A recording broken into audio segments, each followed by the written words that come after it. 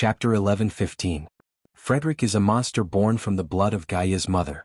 As long as it comes into contact with soil and rocks, it will be immortal. It won't die so easily. However, these people summoned it in the wrong way. It's very weak and it's not my opponent at the moment. A slightly indifferent neutral voice replied in the void. The angel Iroma did not like to talk, but it did not mean that she could not speak. As a high-level creature with extraordinary wisdom, she understood every language in the world, whether the language came from the past, present, or future. This was the ability of comprehension, which only belonged to the gods, and it came from one of the basic laws of Babel Tower. Her voice was cold and slightly neutral, but it was not harsh. Instead, it made people feel comfortable and they could not help but want to hear her say more. Of course, Brando knew that this was impossible. Since Iroma was summoned, she had only said 3 sentences in total, and this was the 3rd sentence. The first 2 sentences were, "Answering your call, the promised one. Light be with Martha." Brando could understand all the meaning contained in Iroma's simple sentence. Frederick was not so easy to kill, but it was also strengthened a lot under the blessing of the loyalty card. It would not take much effort to deal with the former. He nodded but still reminded her, "But I have to remind you that the card can only last for 1 stage. There is still half an hour left, which means you have almost only 1 chance. You must make sure to kill it in 1 shot." Iroma nodded. Everyone could not see who Brando was talking to. If it were before, most of them would have thought that he was a lunatic talking to himself, but at this moment no one dared to think so. Even the girl with the thick eyebrows, who despised Brando the most, could not say anything bad at this moment. After all, the facts were right there. The big guy looked at the sword in Brando's hand in confusion, and he felt that the sword was a little familiar. He frowned, probably trying to associate this familiar sword with a certain identity. He thought that a sword was familiar to him mostly because the owner of the sword was a famous figure, and Brando's performance was enough to prove this point. However, the craftsmen of this era always liked to imitate famous swords, and the knight was also keen to use those fakes of legendary swords as if this was the only way to show off their identity. There were so many famous swords on the market that he could not think of a reason why. After all, he had been away from this circle for a long time. But what he didn't know was that not far behind him, the young follower had also seen the long sword that was made of dark golden metal shards. There were also dark red cracks on the surface of the long sword. The young believer seemed to be scalded and shouted, "Holy sword odorifies." What odorifies? The big knight turned his head subconsciously. At this time, Brando's figure had already disappeared. Everyone heard the scream and turned their heads. Although they were all born and raised in Cruz, they did not connect the holy sword odorifies with the flaming blade in their minds. But at this time, a faint light suddenly appeared in the sky, and then thousands of rays of light shot down from above the clouds. Everyone had to cover their eyes subconsciously, then squinted their eyes and looked in that direction. They saw countless lightning and flames, and a bright halo behind a pair of wings spread open. Such a scene was too familiar. The archangel was born from fire and lightning. She held a holy sword and slashed the evil god Frederick in the light and sea. This was the bedtime story that countless people grew up listening to. There were countless myths and legends in the Pale poem, but only this one was the source of pride in the hearts of the people of the empire. At the same time, it was also the symbol of the empire. The empire's eagle emblem originated from the holy emblem on the shield of the archangel Iroma. That's Iroma. Martha above, Lady Iroma has appeared. Almost subconsciously the people knelt down. But a few people suddenly realized that the place where Iroma appeared was the direction Brando was looking at before. That's the holy sword odorifies. Finally, someone realized something and could not help but shout. It's the flaming blade. The big knight only felt a buzzing sound in his head. He finally understood why he felt that the sword was so familiar. The sword was so sacred and noble that every knight of the empire had to make a sacred oath to it. Oh my God! The people could not help but subconsciously connect everything they knew. Finally, the only possibility took root and grew in their hearts and made them feel helpless. His Majesty, the Flame King is back. The Flame King is back to save us. Amidst the fanatical emotions, the girl with the thick eyebrows only felt that it was unbelievable. Is he really the Flame King? She could not help but mutter to herself, "Miss Priestess's Lord is His Majesty the Flame King?" She felt a wave of dizziness. Andesha's face was as white as snow. She looked at the scene with a shocked expression. The entire street was turned into ashes by the attack just now. Such power was not something a mortal could control, and the strange phenomenon in the sky proved this point. She felt a chill in her heart. Could it be that this city was protected by Aroma as the people of Cruz claimed? Of course, she did not want to believe it, but other than that, there was no other way to explain the scene in front of her. She slightly bent her stiff knuckles and subconsciously retreated into the shadows. Although she was arrogant, she still knew her limits. How could a mortal interfere in a battle between gods? The archangel with the holy sword had descended to this world, and she had to inform the Dragon Queen of the situation here. Brando watched as the woman retreated into the alleyway. He dispelled his refraction spell and descended from the sky, following behind her without a word. He saw Andesha coming to a ruin. She pushed open a charred wooden beam and walked in. She walked through the ruins and quickly arrived at a narrow room. Although the room was already burnt beyond recognition, even the outer walls had collapsed. She nailed a vine to the ground and pulled it up, opening a secret door from the ground. Brando raised his eyebrows when he saw this scene. Ever since Alcra told him that the dark cultists had many secret passages, he had already expected that Andesha would use them. Otherwise, it would be difficult for her to appear and disappear in Rusta City with her strength. Andesha was not weak, but in the heart of the Empire's power, she could not do as she pleased. After opening the secret door, Andesha carefully looked around. She was mainly worried about the Archangel in the sky. Seeing that the Archangel did not chase after her, she cautiously let out a sigh of relief and prepared to walk down the secret passage. But at this moment she felt a slight chill on her neck.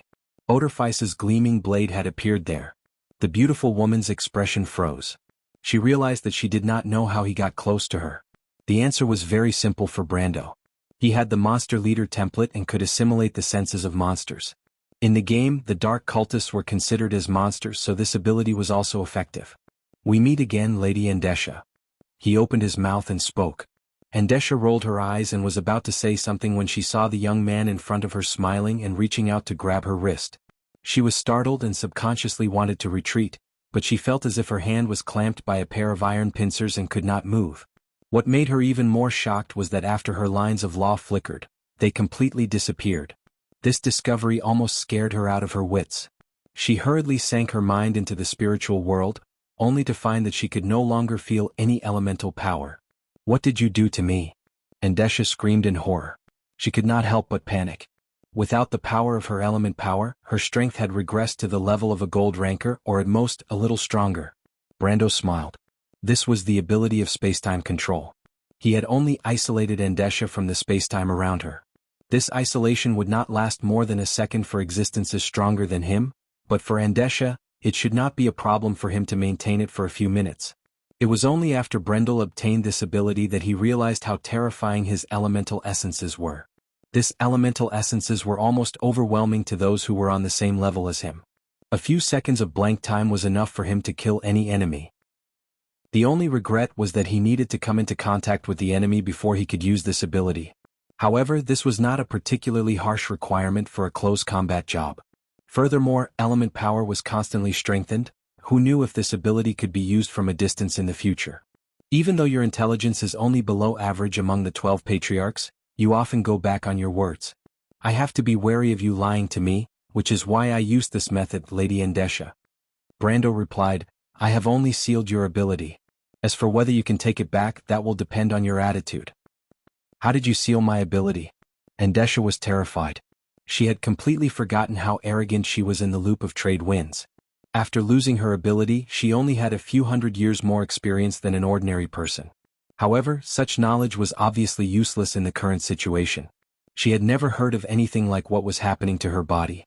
Brando could hear something from her tone and laughed. It seems like that lady of yours is hiding a lot of things from you.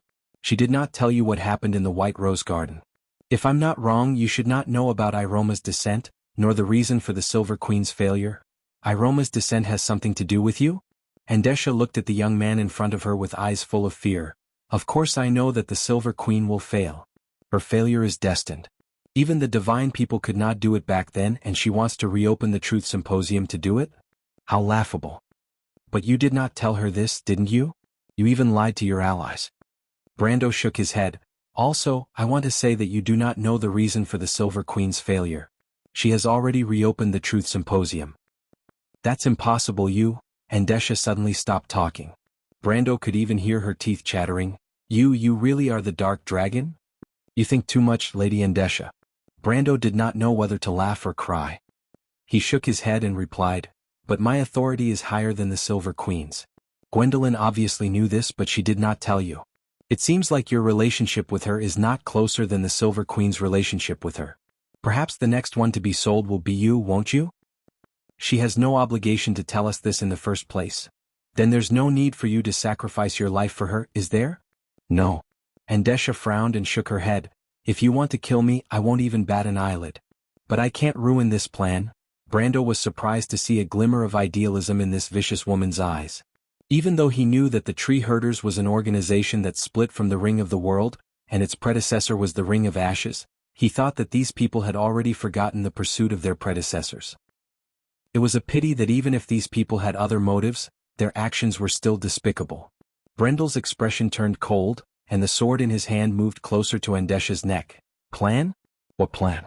Is it related to the Roman? It is related to that little girl. Andesha looked at him hatefully. But you can't save her. You can't save her. If you save her, everyone will die. Is that so? Then you better tell me everything. Brando threatened coldly. Don't even think of making me say half a word. Very well, I'll give you the count of 3. If you don't tell me, I'll have Iroma sacrifice herself and kill Frederick indiscriminately.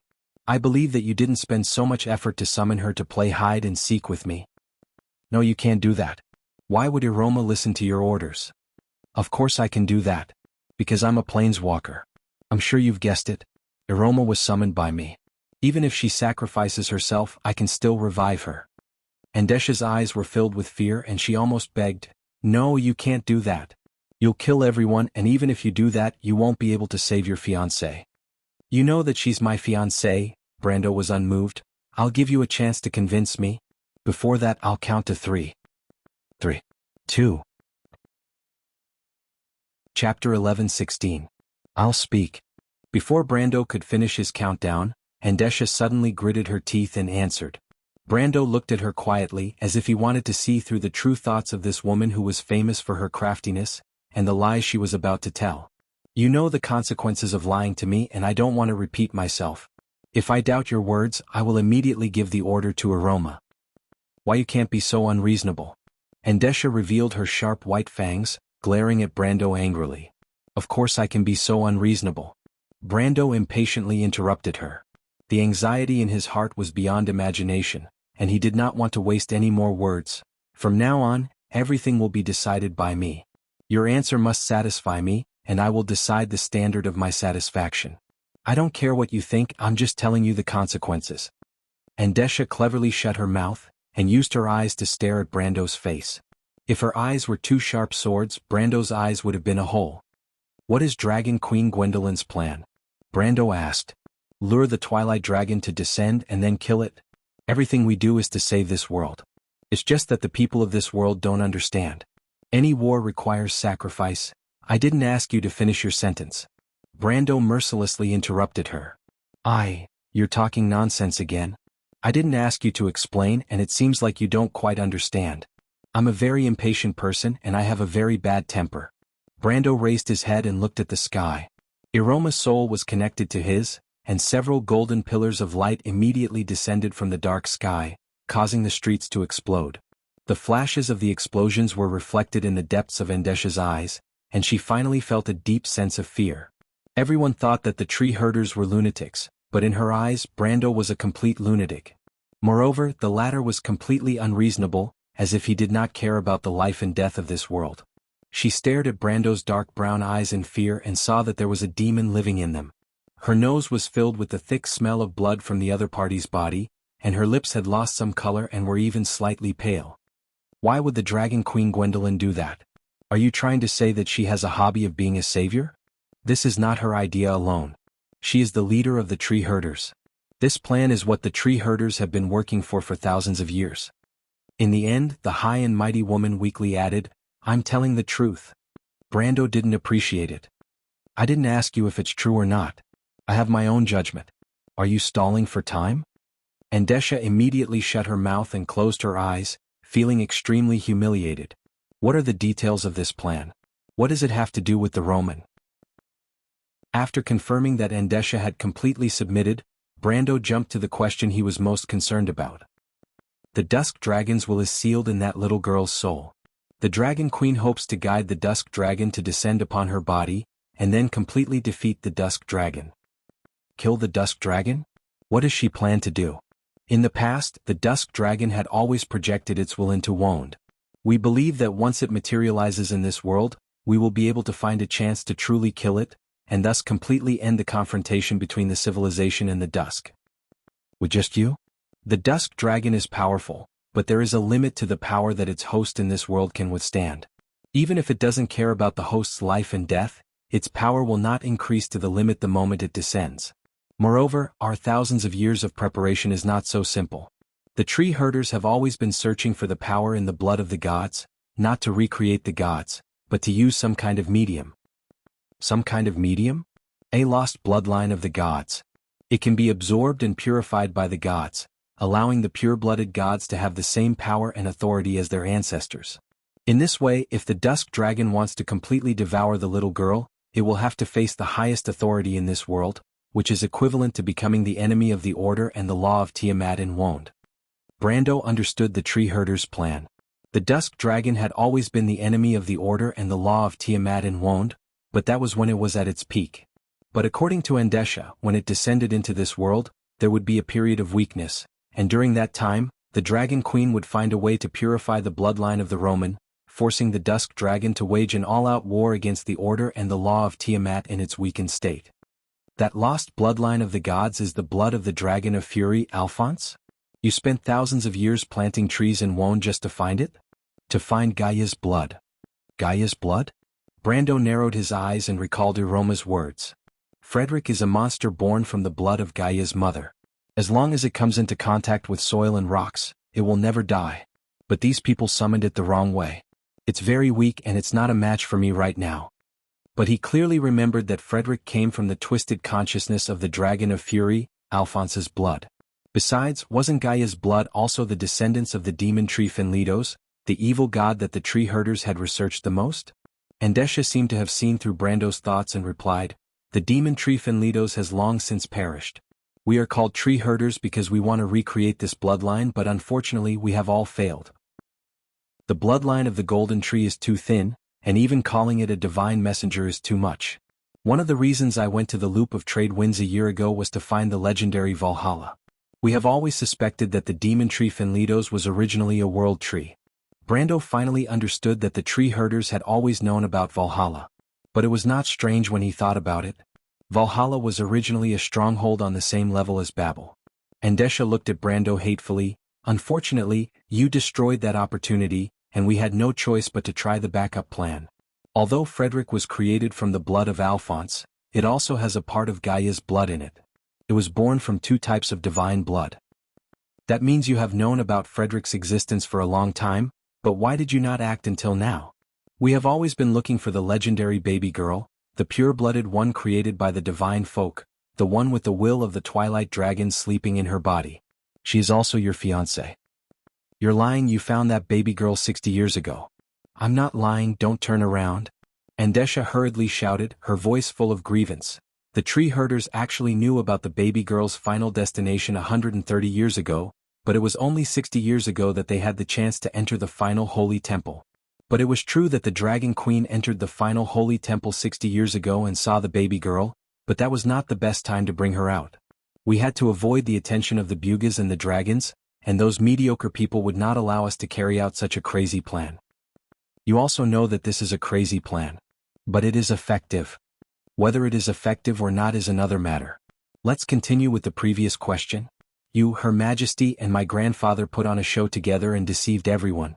Even if you spent 10 years, you have waited 60 years, 10 years more than half a century. This is not a period of time that can be passed in the blink of an eye. Compared to our grand plans, 60 years is just a blink of an eye. We have used thousands of years to reach this step. Because your entire plan is so long, you can leisurely give up 60 years of it? Of course not, the Dragon Queen has a purpose for this arrangement. Avoiding the eyes of the Bugas and the dragons is only one of them, and the other is the layout in the Empire, preparing for today's perfect ceremony. We still have some people all over the world looking for the whereabouts of the demon tree Fenlidos. Frederick is only a last resort, it is only suitable for today's situation. We have prepared many sets of plans to ensure that nothing goes wrong. But it won't take 60 years. Everything is premeditated. When the Dragon Queen and us first came into contact with the Silver Queen, they were preparing for this day. She deliberately lured the Queen to release the baby girl's seal in order to borrow half of her soul to seal in the baby girl's body. Then we need to wait for her to grow up, and the two souls are completely merged. Although the little girl is not the Silver Queen, her soul and personality are deeply influenced by the Queen. So what? Because we need a pure and kind soul to carry the dark side of the baby girl. When she fuses with Frederick's bloodline, she will not be affected by the evil god's slaughter and chaotic desires. The Queen is the most suitable candidate. The Dragon Queen has chosen her from the beginning. Andesha's chest rose and fell slightly. When the disciples of the Black Flames completed the summoning ceremony, the Dragon Queen sacrificed the last soul, allowing the evil god Frederick to descend on her body. That person is the Silver Queen. The dark side of the Queen is now perfectly fused with Frederick, and when it meets the baby girl, the two will have the same soul. So they will fuse. They will not fuse on their own accord, but the Dragon Queen will urge it to happen. The pure bloodline of the baby girl will allow her to have the absolute initiative during the fusion process, and the pure kindness of the Silver Queen will suppress her dark side. In the process, the little girl will sublimate into an existence like the ancestors, and then fight against the will of the Twilight Dragon who is fighting for control of her body. In the process of materialization, the power of the Twilight Dragon is entrusted to Roman's body, but if it can't get this body in a short period of time, it's equivalent to cutting off the channel between itself and its power. Roman's body is like a cage trapping it inside. Is this your plan? Andesha looked at him blankly. You guessed it. I'm not a fool. Maybe you like to treat people as fools, but the Silver Queen trusted you and this is how you repay her? We don't need trust, we only need the plan to be executed perfectly, and there will always be sacrifices. Shut up, Brando coldly interrupted her. If the Silver Queen is willing, then this is a sacrifice. But now I only see deception and use. You have turned her life's work and dreams into a laughable joke. You trample on the dignity and lives of others and you call yourself saviors? But if we succeed, you will not succeed. Brando replied mercilessly. Andesha's eyes were filled with anger. Brando looked at her with a little pity, but there was no sympathy. The matriarch of the tree herders struggled violently as if she had been greatly insulted, almost breaking free from Brando's hand. The flaming edge of the blade of fire left several bloody marks on her snow-white neck, but she did not seem to feel it. Two dazzling pillars of light fell from the dark sky, and Andesha let out a whimper like an injured beast. Stop, she shouted. I was wrong, stop. How does the Dragon Queen plan to kill the Twilight Dragon? Brando asked coldly. The gods left the final authority in this world, and that is our last hope. As long as the Twilight Dragon is imprisoned in that little girl's body, Gwendolyn will activate that authority and kill the Twilight Dragon's physical body in this world. Andesha shouted loudly. What will happen to the Roman after that? Brando looked at the woman and asked one last question. Andesha opened her mouth but no sound came out. Seeing this scene, Brando knew that he did not need an answer. He threw Andesha forward, and the latter crashed into the ruins with a bang, letting out a miserable scream. Brando slowly raised the flaming edge and walked through the ruins. Andesha trembled as she climbed up from the broken bricks, the cold tip of the sword already pressed against her forehead. Brando looked at the woman coldly. Where is the Dragon Queen and the Roman? Kill me. The matriarch closed her eyes, trembling as she screamed, Kill me and I won't tell you. I won't kill you but I will kill Frederick. Brando replied. Andesha opened her eyes and her eyes were filled with hatred. You can't do that. You will destroy our only hope, our only hope. You have already destroyed the hope of countless people. Look at this city and the thousands of people who died in this war. If we don't do that, they will still die. Chapter 11:17. But they will still die. Andesha shouted. Brendel looked at her with disdain, dismissing her words. Of course they won't die. He shook his head and exposed her mercilessly. I know that the gods have more than one plan. You don't have to lie to me. The Ring of Ashes has always been stubborn. Everything you've done is just to prove that you're right. As for whether you're right, you're not sure, are you? So, for the sake of your experiment, you've involved countless people who don't know the truth. Don't make your selfish desire sound so righteous. But we might succeed. I might succeed too. Brando revealed a rare cold smile that sent chills down Andesha's spine. Let me tell you a piece of good news. Since you have angered me, I have decided to join the game. Now the game will be played according to my rules. What are you trying to do? Andesha stared at him as if she was looking at a madman. To prove that you are wrong and I am right, I will first make you accept your failure. Brando replied. No, you can't do that. Do you feel that it is unfair? Brando shook his head. Those who were killed by you and the Silver Queen felt the same way. But I will do what you have done. Andesha finally broke down. She slumped down as if she had lost all her strength. All right, I'll tell you. I'll tell you everything, but please at least give us a chance. Andesha spoke in a tone that even she could not believe. Brando did not say a word. He could not make such a promise. He only had one goal, and that was to let the Roman live. Perhaps it was selfish. But he did not think that he was noble. If the world had to let some people die in order to let others live, then he would rather fight until the last moment than compromise. Death and destruction were not to be feared. What was terrifying was the loss of faith and perseverance. The flames of civilization were passed down from generation to generation in such glory.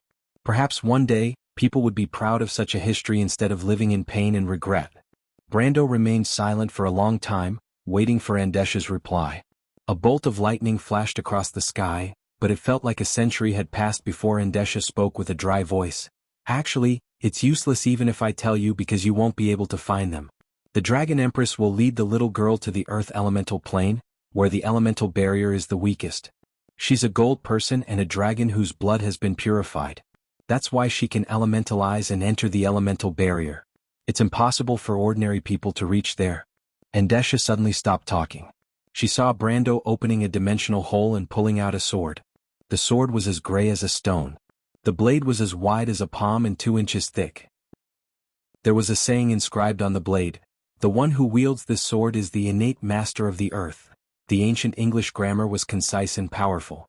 Dozens of characters were written in Gutenberg's script in an unusually simple and heavy style. They were connected to each other as if they contained magical power. Brando kissed the blade like a real knight and said softly, "Old friend, please guide me for the last time. Perhaps you still remember the glory of 1,000 years ago. I'm proud to be able to fight alongside you." As he spoke, he threw his sword forward. You. Andesha felt as if there was a thorn stuck in her throat. Halran Gaia let out a soft whimper. It had been sleeping for thousands of years, and the fierce battles had left merciless scars on its blade. It was no longer as glorious as it used to be. It used to control the entire land, because the one who wields this sword is the king of the earth. But the wind and frost had passed and time flew by. When it reappeared in the world, it had accompanied an ordinary knight from a border kingdom through many roads. Its enemies were no longer great and eternal existences, but the faith on the sword had never faded. It was the Halran Gaia. The elemental laws of the entire world resonated with it. This was the sound of a holy sword. The Halran Gaia suddenly broke apart, and the fragments formed a door of light that floated in the air. Clouds swirled around the door, forming a huge vortex. Andesha looked up at this shocking scene and saw a mountain peak hanging down from the sky. The peak of the Spiral Mountain. Legend had it that it was reflected on the White Tower and opposed to the White Tower. Then this place was. Andesha looked at the other side of the door, and her dark eyes reflected a breathtakingly beautiful scenery. It was a shallow sea with waves as smooth as a mirror. Clouds floated in the sky, and at the end of the line between the sea and the sky, a towering mountain stood alone. New life and death, endless growth. This was the world outside the elemental barrier. Shallow sea. The elemental plane of water. The door of light formed by the Halran Gaia rotated slightly, and gray threads of law fell from it and turned into dust. The fragments of the sword became dimmer and dimmer, like the gaze of an old hero. It had seen many sceneries and its footprints were all over the wound. It was once held in the hands of the most heroic person in the world. It was the sword of swords, the holy sword of Gaia. But this was the last thing it saw. Gaia's teachings came from the belief of protection. Nobles protected their citizens, priests protected their believers, fathers protected their families, and mothers protected their children. At this moment, it acknowledged Brando's protection. This was the noblest tribute. A few lines of law landed on Brando's body, and with a flash they merged into his body. Brando was stunned for a moment. He discovered that there was an additional description of the earth element in his elemental power. He looked up at the door of light and roughly understood what was going on. The power of inheritance.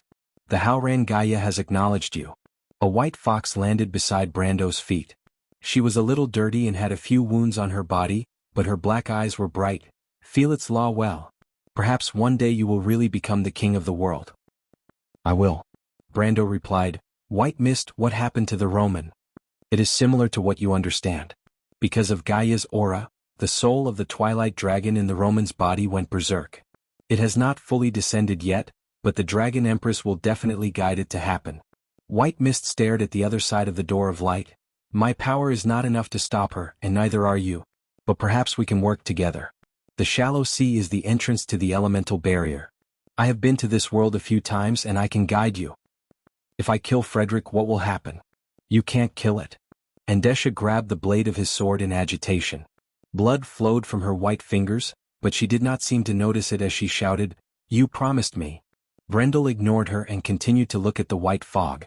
White Mist shook her head. Have you ever thought that even if you kill Frederick, the Twilight Dragon will still descend upon the Roman? At that time the Roman Empire will cease to exist. Brando fell silent. Andesha also trembled and did not dare to make a sound. You already knew this? He suddenly asked. Do you blame me? No. Brando shook his head. He knew that even if he knew that the Twilight Dragon's will was in the Roman's body, it would still be futile. It was the first time he felt so lost about the future. He thought about the moonlit summer night in Bucci. He thought about everything about the merchant girl. He thought about her amusing leather skirt, her bag, her smooth forehead, and her bright and cunning eyes. The more he thought about it, the more confused he became. Brando, no matter what you do, I will stand by your side. Brando, I will become a great merchant in the future. You will. He muttered to himself, no matter who you are, I will save you. I promised you. You really look like that idiot Odin now. White Mist suddenly said. Brando shook his head. No, I don't look like him at all. What? Because he failed and I will succeed. I hope so. The man and the fox stepped into the world behind the Gate of Light, leaving Andesha to stare blankly at the Gate of Light. The Gate of Light gradually faded, and the scenery behind it became more and more illusory. But the tree herder's leader suddenly gritted her teeth and rushed in with her hands covered in blood. The Gate of Light flickered behind her and disappeared. About a few minutes later, Hippamela limped over. She looked left and right all the way to the place where the door of light had disappeared. She sniffed lightly with her nose and finally sighed. I'm a step too late, my lord. The shallow sea. Among the many worlds of Vaunt, such a word was called Torrigon by the witches, and the dwarves called it the world of the water of all things. It was the home of the elven tree and also the home of the elves. It was recorded in the Pale poem as a mysterious rune that was difficult to decipher with the wisdom of mortals, but humans gave it a definition, the elemental plane of water. Many people dreamed of the shallow sea because it was connected to the river of abyss. It was the place where the fate of mortals rose and fell. In that dream, it was a boundless blue sea with grayish-white promontories rising from the sea, forming a cliff-like scene. It formed a path that led straight to the mountain of storm cessation. At the peak of the mountain, wind elemental dragons and wind elemental dragons circled around all year round. Their breaths formed storms that patrolled the entire continent. Under the mountains, earth elemental energy gathered and formed the last barrier of the elemental barrier. Here the mountains were suspended in the void. Rock-boring worms often dug through the elemental barrier, causing magic to invade and form monster nests or monster swarms in the wound. This was the center of the earth elemental energy, the stone plane. Brando saw that the endless grayish-white path was now full of traces of battle. The bodies of giant wolves were scattered on the rocks, and crystal fragments were shattered on the ground. In the distance there was a huge corpse lying on the side of the road. It was a crystal giant, but there was only a hole where its head should have been. This was the shallow sea. The origin of all life, a world that was endlessly born and destroyed. He looked up and saw the sacred spiral mountain and the mountain of storm cessation standing face to face on the white plain under the clouds. He suddenly felt sad. The Howran Gaia had witnessed many things that he had done in this world. Everything started with the ABs, the battles, the adventures, the prosperity of the territory, the expectations on everyone's faces, and the smile of Romaine. But they all turned into fragments and disappeared with the wind. Did you remember something from the past? White Mist suddenly asked. How did you know? Brando looked at the little fox in surprise. The shallow sea is the origin of all life. The dying can see their lives here. The memories of mortals, wisdom, and spirituality float in the sea. Water is born from life, and fire gives it wisdom. Brando looked around and found that between the corpses of the giant wolves and the crystal, broken grayish-white rocks rose into the sky. They were suspended in the air as if invisible magic was holding them up. The air was buzzing and the wind blew across the sky. The clouds were spreading in a certain direction at a speed visible to the naked eye. The center and source of the magic flow obviously came from the direction of the mountain of storm cessation.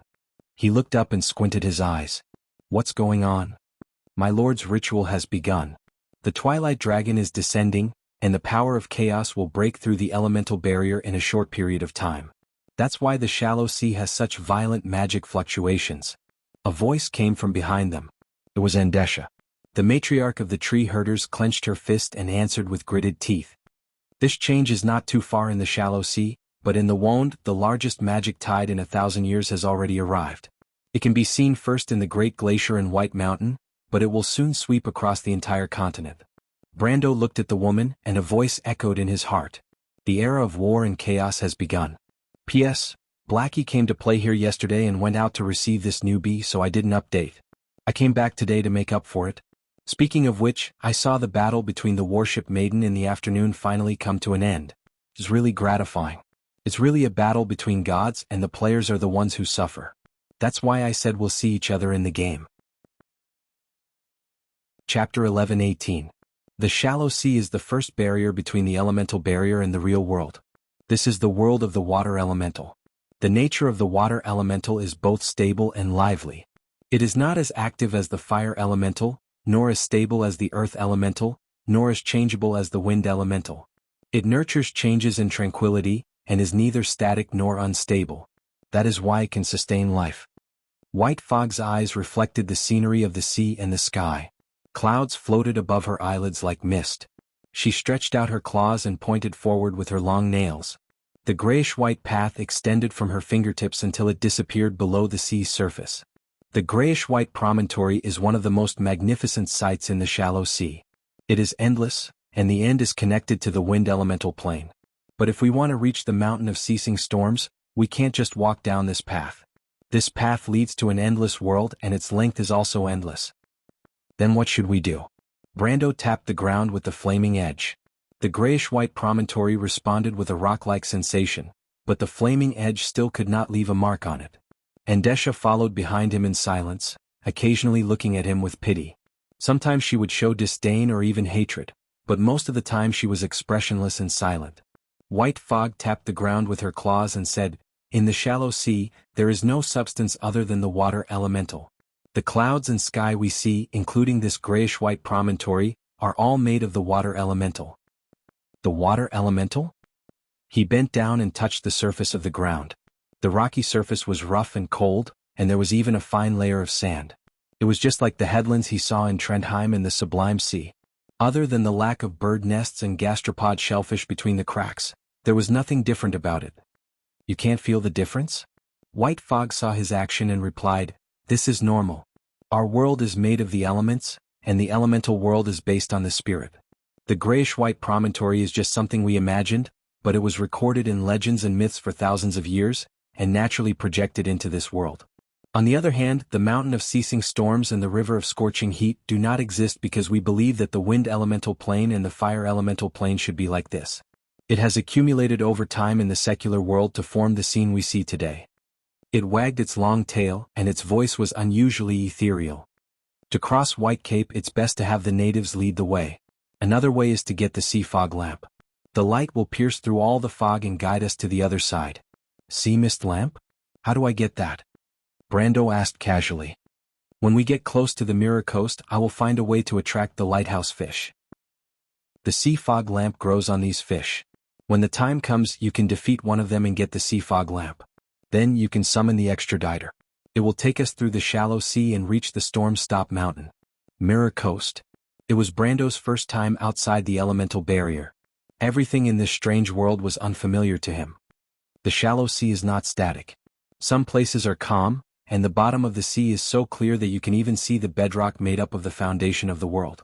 But some places are full of fog, and sharp-edged cliffs protrude from the bottom of the sea, covering the entire sea. There are all kinds of elemental creatures lurking under the cliffs. The lighthouse fish is just one of them. There are also the Tiramoses, who are a very strange kind of human. They have a special ability to weave light into a path of light and guide their ships to sail in the fog. The Tiramoses are the best extraditers. White Fog scratched the ground with her claws and replied as she recalled, "The lighthouse fish are a bit like a large anglerfish. You will understand when you see them. They live by devouring light and are the greatest enemy of the Tiramoses. However, the light in the sacs on top of their heads is the purest light element. This is also the only external element in the shallow sea. It is the sacred item of the Tiramoses. If you have the chance to find a Tiramoses tribe, you might be able to participate in their trade. The Tiramoses rely on light to travel between different planes. They have many good things. Back then, the Witch Empress obtained a spring of youth from them." A spring of youth? Andesha's hoarse voice came from behind. She muttered to herself, "I have never heard of the Tiramoses.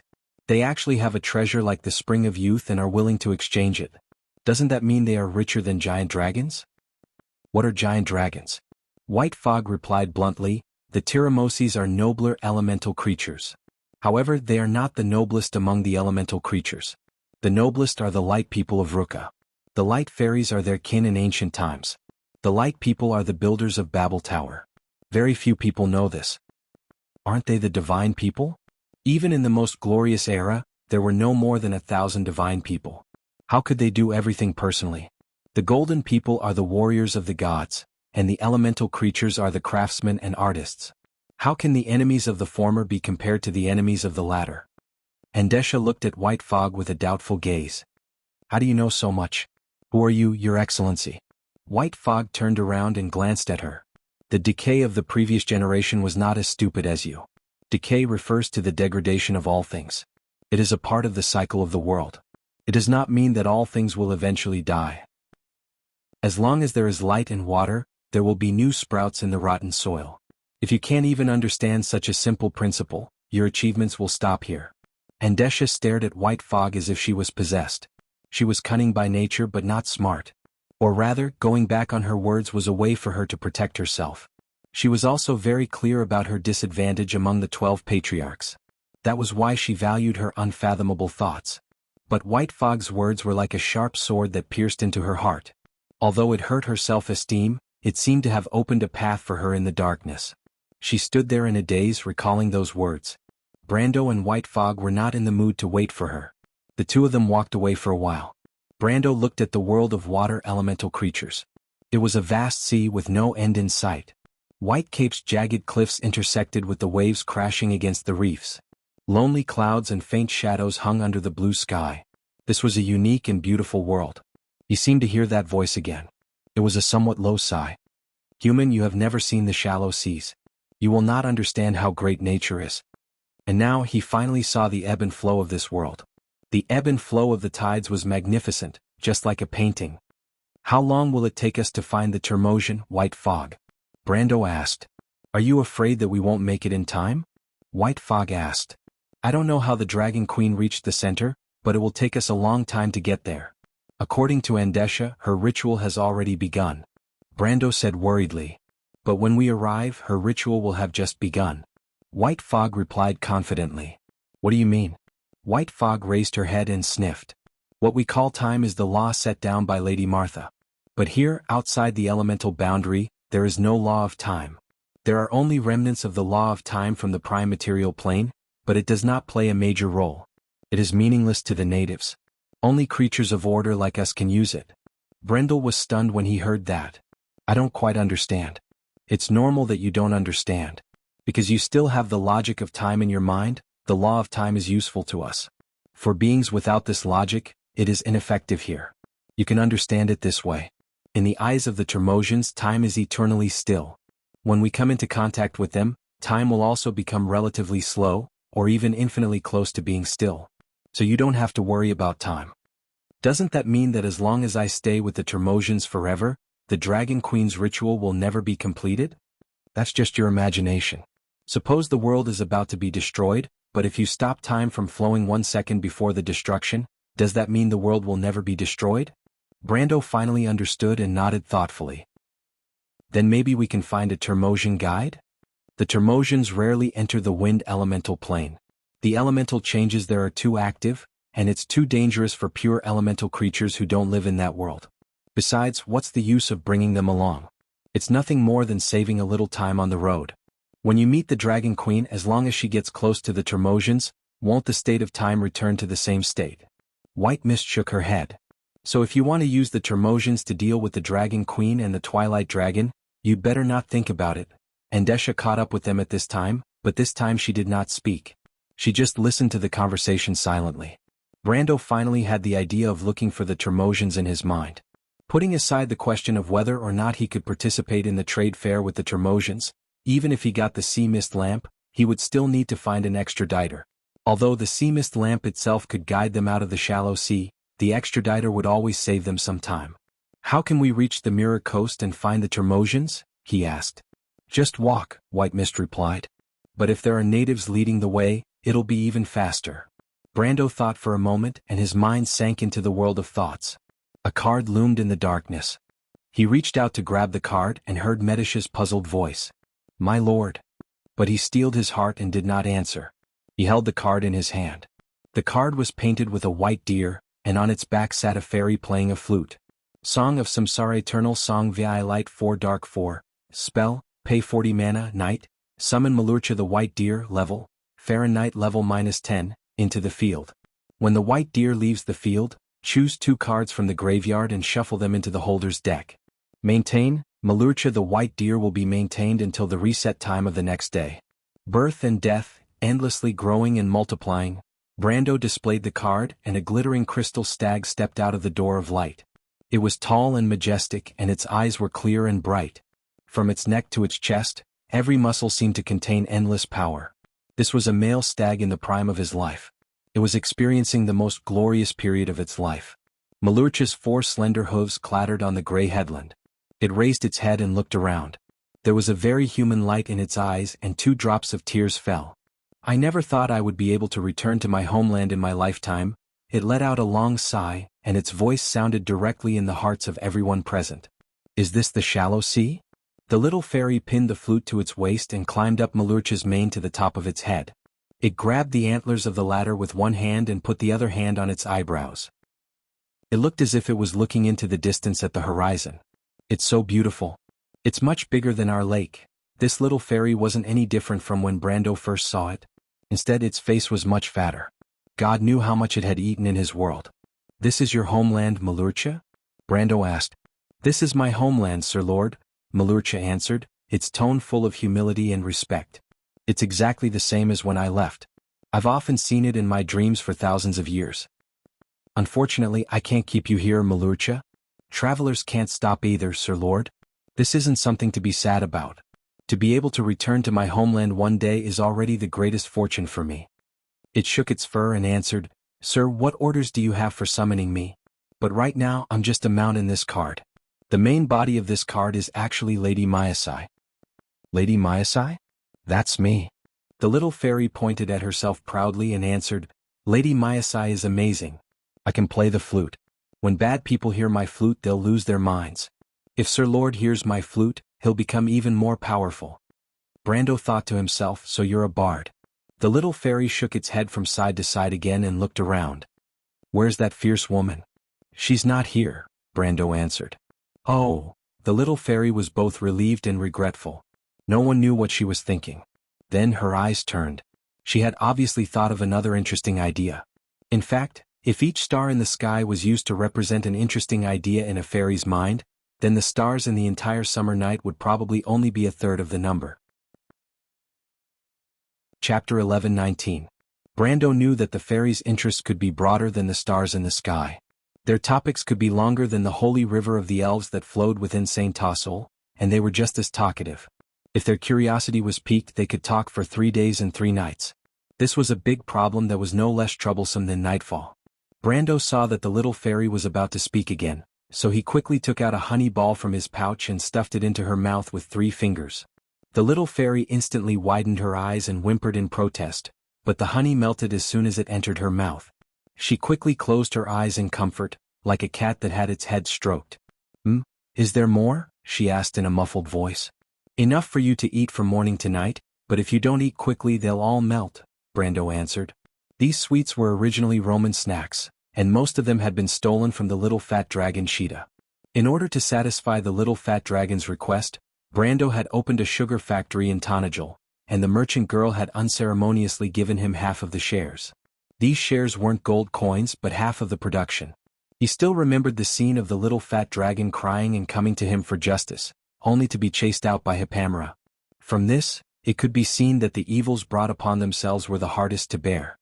The little fairy believed Brando's words and quickly ate faster. Unfortunately, her teeth were small and white, and she couldn't eat much in one bite. She could only use her small tongue to lick around the giant candy ball. Fortunately, this was the simple happiness of fairies. She quickly became so engrossed in it that she forgot about everything else. However, the way she occasionally reached out her little palm and sucked all the honey off her 5 fingers was really unsightly. Malurcha shook his mane and let the little fairy slide from the top of his head to his back. It looked like he was also afraid that this little guy would get the honey on his head. A crystal stag. White Mist tilted her head and looked at Malurcha. She praised, "They are elemental creatures that live in the shallow seas. I didn't think you had a summon like this." Andesha looked at the scene of Brando summoning Malurcha with some reverence. She didn't know much about planeswalkers, but the less she knew, the more she feared this powerful and mysterious power. "Can Malurcha lead us to the Termosian?" Brando asked. "Of course," White Fog answered affirmatively. "They are the best guides in the mist. Some Termosians maintain good relations with the crystal stag. They believe that the crystal stag brings good luck." "Then can it take us directly to the mountain of ceasing storms?" Bai Wu shook her head and said, "I don't know. I've only been here 2 or 3 times with the Witch Empress." Brando then turned to Malurcha and said, "We need to find the Termosians. Malurcha, do you have a way to find them?" The tall stag nodded. "My lord, I know where they will appear. The Termosians hunt for elite seals in the Mist Sea near the Mirror Coast. However, they don't appear every day. If we are lucky, they will leave a path of light there. Through the path of light through the mist, we can find the Termosians' route. Don't the Termosians have a fixed foothold? They are the people of the sea. They have large fleets. These fleets move along the path of light, only stopping occasionally on floating ice or islands." He paused. "Actually, my lord, I am not the best guide to find the Termosians. Miss Mayasai is." "Her?" Brando turned to look at the little fairy lying on Malurcha's back. The latter was fighting with the sugar ball in her hand and had no time to care about anything else. "The fairies have a good relationship with the Termosians. The Termosians are full of reverence for the elemental lord. The fairies are the darlings of the elemental plane. The Termosians think of them as oracles. Sometimes there are many fairies on the Termosian ships." Malurcha answered, "The fairies can always find the Termosians. The light boats they weave can pass through the path of light directly and reach the Termosians' foothold." Brando reached out and tapped the little fairy's head. "Malurcha, can you find the way to the mountain of ceasing storms?" "White Point can lead to the mountain of ceasing storms, my lord. However, we have to pass through the sea of floating ice. There is a group of killer whales blocking the sea. Only the Termosians can go around them." "It's just a group of killer whales? Those are elemental whales. I advise you not to imagine their size," White Mist answered. "I was lucky enough to see them once. It was a young whale. When it came out of the sea fog, it happened to be on the left side of our fleet. Its eyes alone were bigger than our entire fleet.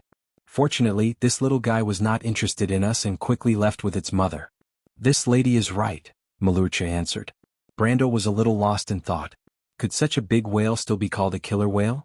Although the size of a body could not truly reflect the strength of a creature, it could at least show how strong its physical strength was. A creature that could grow to such a size, was it not born with a perfect body? Was there such an existence in this world? He looked at the little fairy. "She can weave a light boat?" Although it did not look like it. The little fairy, Mayasai, frowned and shook her head to avoid his fingers. She answered in a muffled voice, "Of course not. I need many sisters to weave a light boat. I can't do it alone. But I know how to call them. If I ask, they will definitely come to help." She glanced at Brando. "We fairies are not like you humans. You ask for something in return for everything you do. My sister told me that you humans are all evil, but I still fell for it and was sealed into a card by you. Didn't your sister tell you that you were the one who barged in on your own?" Brendel looked at her exasperatedly. "That was to save Master Malurcha. Did I ask for it? That's not it." The little fairy shook her head like a rattle drum. "But the candy you gave was delicious.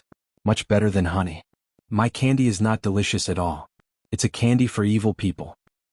My sister said that there is no difference between good and bad candy, but the person who gives the candy is good and bad. Mayasai was very reasonable. Brando could not help but be conquered by her simple dialectical view. He was momentarily speechless. Very good. I'm an evil person. I don't plan on giving you any more candy. He did not expect the little fairy to hug the candy ball and start sobbing before he could finish his sentence. Moreover, the more she cried, the sadder she became. Gradually, she showed signs of bawling. Brendel suddenly felt a sense of guilt, as if he had snatched a Lolita's lollipop and made her cry. He knew that the fairies were simple and not very smart, but he did not expect them to cry so sadly over such a small matter. Don't cry, he said quickly. I was just joking. Really? The little fairy stopped crying and looked at him with teary eyes. Brando felt a headache coming on and quickly nodded. But you have to call your sisters because I need a light boat to find the Termosion. Miss Mayasai, my fiancé is in the wrong hands. I'm very anxious, so the sooner the better, okay? Then do I have candy to eat? Of course.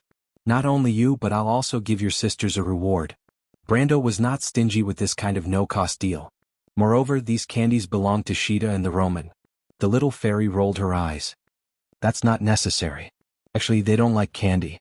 Just give me their share. As soon as she finished speaking, an angry voice rang out in the air. Mayasai, you've been corrupted by the anthropologist. Brendel looked up in shock. He didn't know when, but a fairy in a sparkling dress was floating in the air. 4 pairs of wings as thin as cicadas' wings were fluttering up and down. She was staring at Mayath, who was lying on Malurcha's back, with furrowed brows and vertical eyes. Fairies were born with a name and knew every fairy's name from birth. Their names were never repeated. Scholars had been puzzled by this for thousands of years, but they still could not figure it out. Then fairies appeared in the air one after another. They wore different clothes and looked like they were made of ice crystals. Their hair was also different. Some of them had even weirder hairstyles than the latest trends Brando had seen in the future. However, fairies were naturally lively. They pursued individuality. Every fairy wanted to be different. Mayasai was shocked. She quickly hugged her sugar ball tightly and stared at her sisters in the air. She called out their names one by one. Futa, Thumb, why are you here? Those who did not know might think that she was born and grew up here, but in fact, Mayasai had never seen her brethren before. It was just that fairies were born to know each other, even if they had never met before. This did not make sense, but it was a fact in Wand. Humph. The fairies flying in the air stared at Mayasai and replied, There's a battle here. Her Majesty the Queen asked us to come and take a look. As she said this, her eyes kept glancing at the sugar ball in Mayasai's hand. It was really suspicious of the fairy's real purpose. This is mine. Mayasai quickly declared her ownership. Fairies, Brando said, you heard it just now. We need a light boat. If you're willing to help me, I don't mind exchanging honey with you. I know how to weave a light boat too. Mayasai quickly jumped up. You don't have to ask them for help. You can't do it alone. The fairies chattered. Many people are needed to weave a light boat. All of us have to participate. Can you give each of us a reward? The leader of the fairies asked. 1 candy each. The other fairies actually sang in unison. 2 for each, Brando replied. 2 for each, the fairies sang joyfully. That's my candy. Mayasai was very sad, but she quickly regained her spirit and said, I want to weave a light boat too. Then I'll give you 3, Miss Mayasai. Brando secretly told her through the telepathic link. Mayasai immediately smiled and looked at Brando with a kind gaze. At this moment she felt that her lord was the best human in the world. It seemed that her sister's words were not entirely correct. Andesha looked at the exchange with her mouth agape. The elemental world was in turmoil. Rocks rumbled down from White Cape, and then were lifted up into the sky by invisible magic. There seemed to be an upheaval in the direction of the mountain of ceasing storms, and this upheaval would affect the entire world through the elemental plane. It might even completely change the original appearance of this world. But the fairies, who had been promised happiness, turned a blind eye to this. As they worked, they even sang, the fairies' ship, beautiful and exquisite, is like a floating light like a star. The fairies' ship, light and small. It passes through the clouds and through the straits. The elemental world was the fairies' home. If the shallow sea was destroyed by the arrival of dusk, then they might lose their home. But the fairies' seemingly heartless optimism made Brando sigh. He looked up at the fairies forming a circle in the air. The elemental stars gathered in their hands, forming threads of bright light. Then they gathered together and quickly formed the outline of a ship. At first, he was worried that the ship made by the fairies would be a pocket-sized boat only suitable for them. But he quickly calmed down. Although the ship was not big, only the size of a sampan, it was at least enough for him and Malurcha. At this time he remembered the previous topic and suddenly turned to White Mist. Why are they called killer whales? Isn't there a species with the same name in the material world? White Mist was stunned for a moment before replying, because that's what the Termosai call them. When it's hunting season they will even hunt whales. They can hunt those whales? Brendel was a little surprised. How strong would the Termosian be if they could hunt those whales? That's their secret. White Mist seemed to have read his mind and explained, they're not that strong. They're just born with the power of the elemental realm. They're not that strong. They're just born with the power of the elemental realm. Brando muttered to himself. He finally realized that what he saw was actually just a corner of the world. Then will there be a sage in the Termosai tribe? Chapter 11:20. The Termosai have a long lifespan, but most of them can't live through childhood and adulthood. Like other elemental creatures, a disease caused by magic erosion spreads among them, causing great trouble to the tribe. Moreover, the Termosai will regularly sail beyond the elemental barrier to hunt in the chaos. Adults and young individuals often die in the long-term hunting. A few individuals with a long lifespan will become shamans or wise men, guiding the future direction of the clan and tribe. The light ship sailed in the fog. The light from the ship broke through the fog, illuminating a dozen meters ahead. The water was dark like a mirror.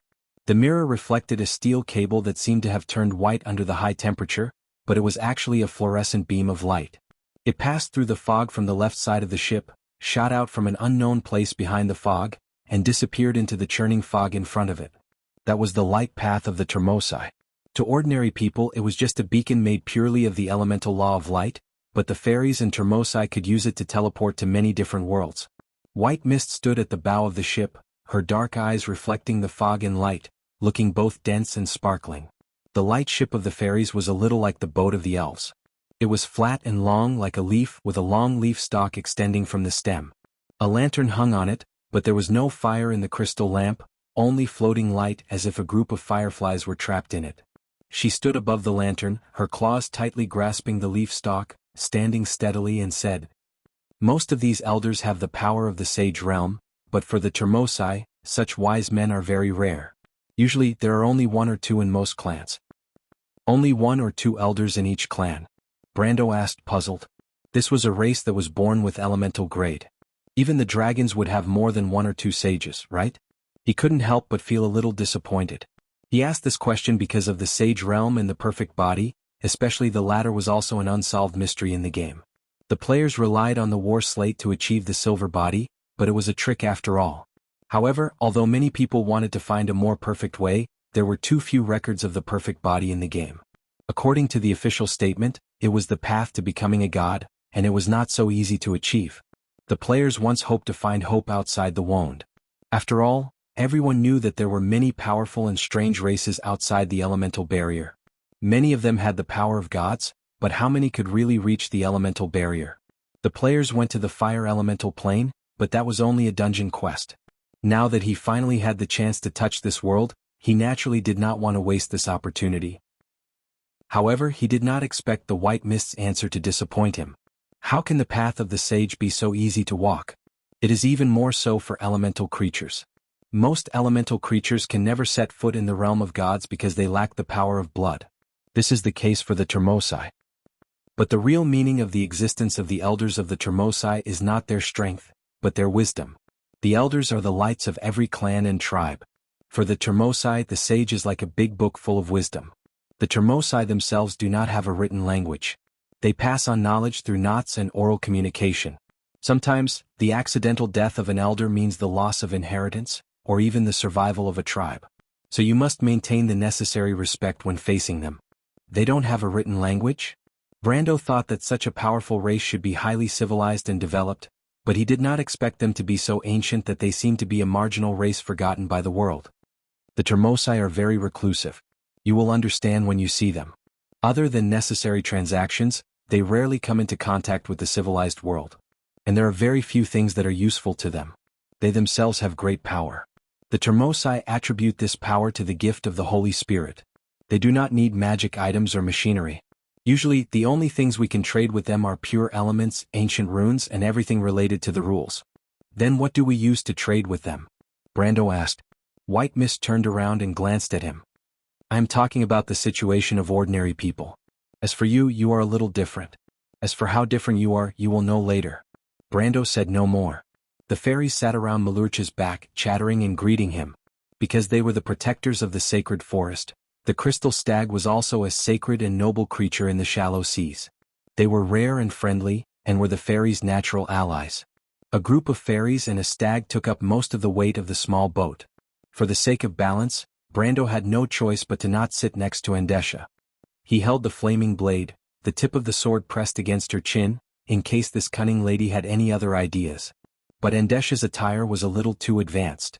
There were only a few vines in front of her chest that extended up her strong abdomen. It was like an evening gown with a deep V-neck. The thick vines could only cover the most private parts of a woman. Most of her full breasts were exposed, revealing a large area of beautiful but unhealthy snow-white skin. Her back, her delicate shoulders, and the parts that connected to her slender neck were all bare. Her beautiful collarbone was exposed under her neck. She looked as if she was sitting naked next to Brando. Andesha didn't care about it herself, but this extent made the latter feel a little awkward. Brando felt a little dizzy. He tried to use the flaming blade to force Andesha to sit away, but the woman seemed to sense something. She looked surprised. She licked her thick purple lips thoughtfully and unconsciously moved closer to Brando. This way, her fleshless waist and delicate skin were almost completely pressed against Brando's arm. The latter felt his scalp tingle. He understood what this cunning woman was playing. He said in a low voice, "Even here, Iroma can still feel my orders."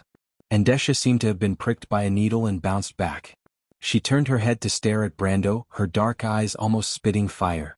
Brando stared at her with his sharp white teeth. "You should know that letting you on the ship is already the biggest concession I can make. That's because I can lead you to Gwendolyn," Anshad said hatefully. "That's also because you know that only by following me can you find her and join forces with her. I don't care what you think, but you better not waste my time," Brando said coldly, "or I'll make you understand." Andesha gritted her teeth as she listened to him, but she couldn't say a word. She didn't know why, but she had a feeling that this young man in front of her knew her better than she did. His gaze was as sharp as a knife, able to cut open her heart and guess her thoughts at any time.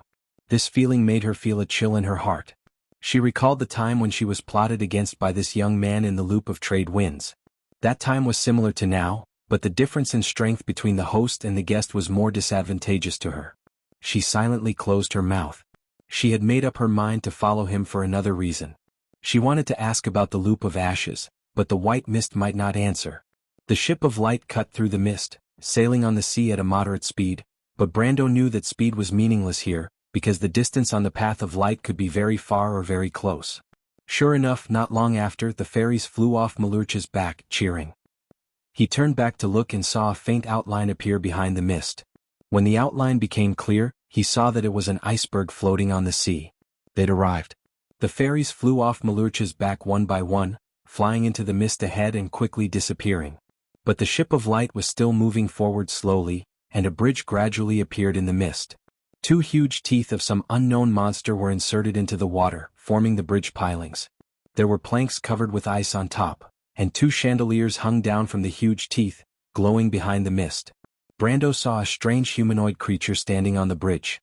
It was short and plump, a little like a dwarf, but it looked like a large bowling pin. It had a broad body and a small head. Its skin was smooth like a seal's, with a thick layer of fur and a thick layer of fat. There were obvious wrinkles between its neck. When the ship got closer, he noticed that the creature had no facial features.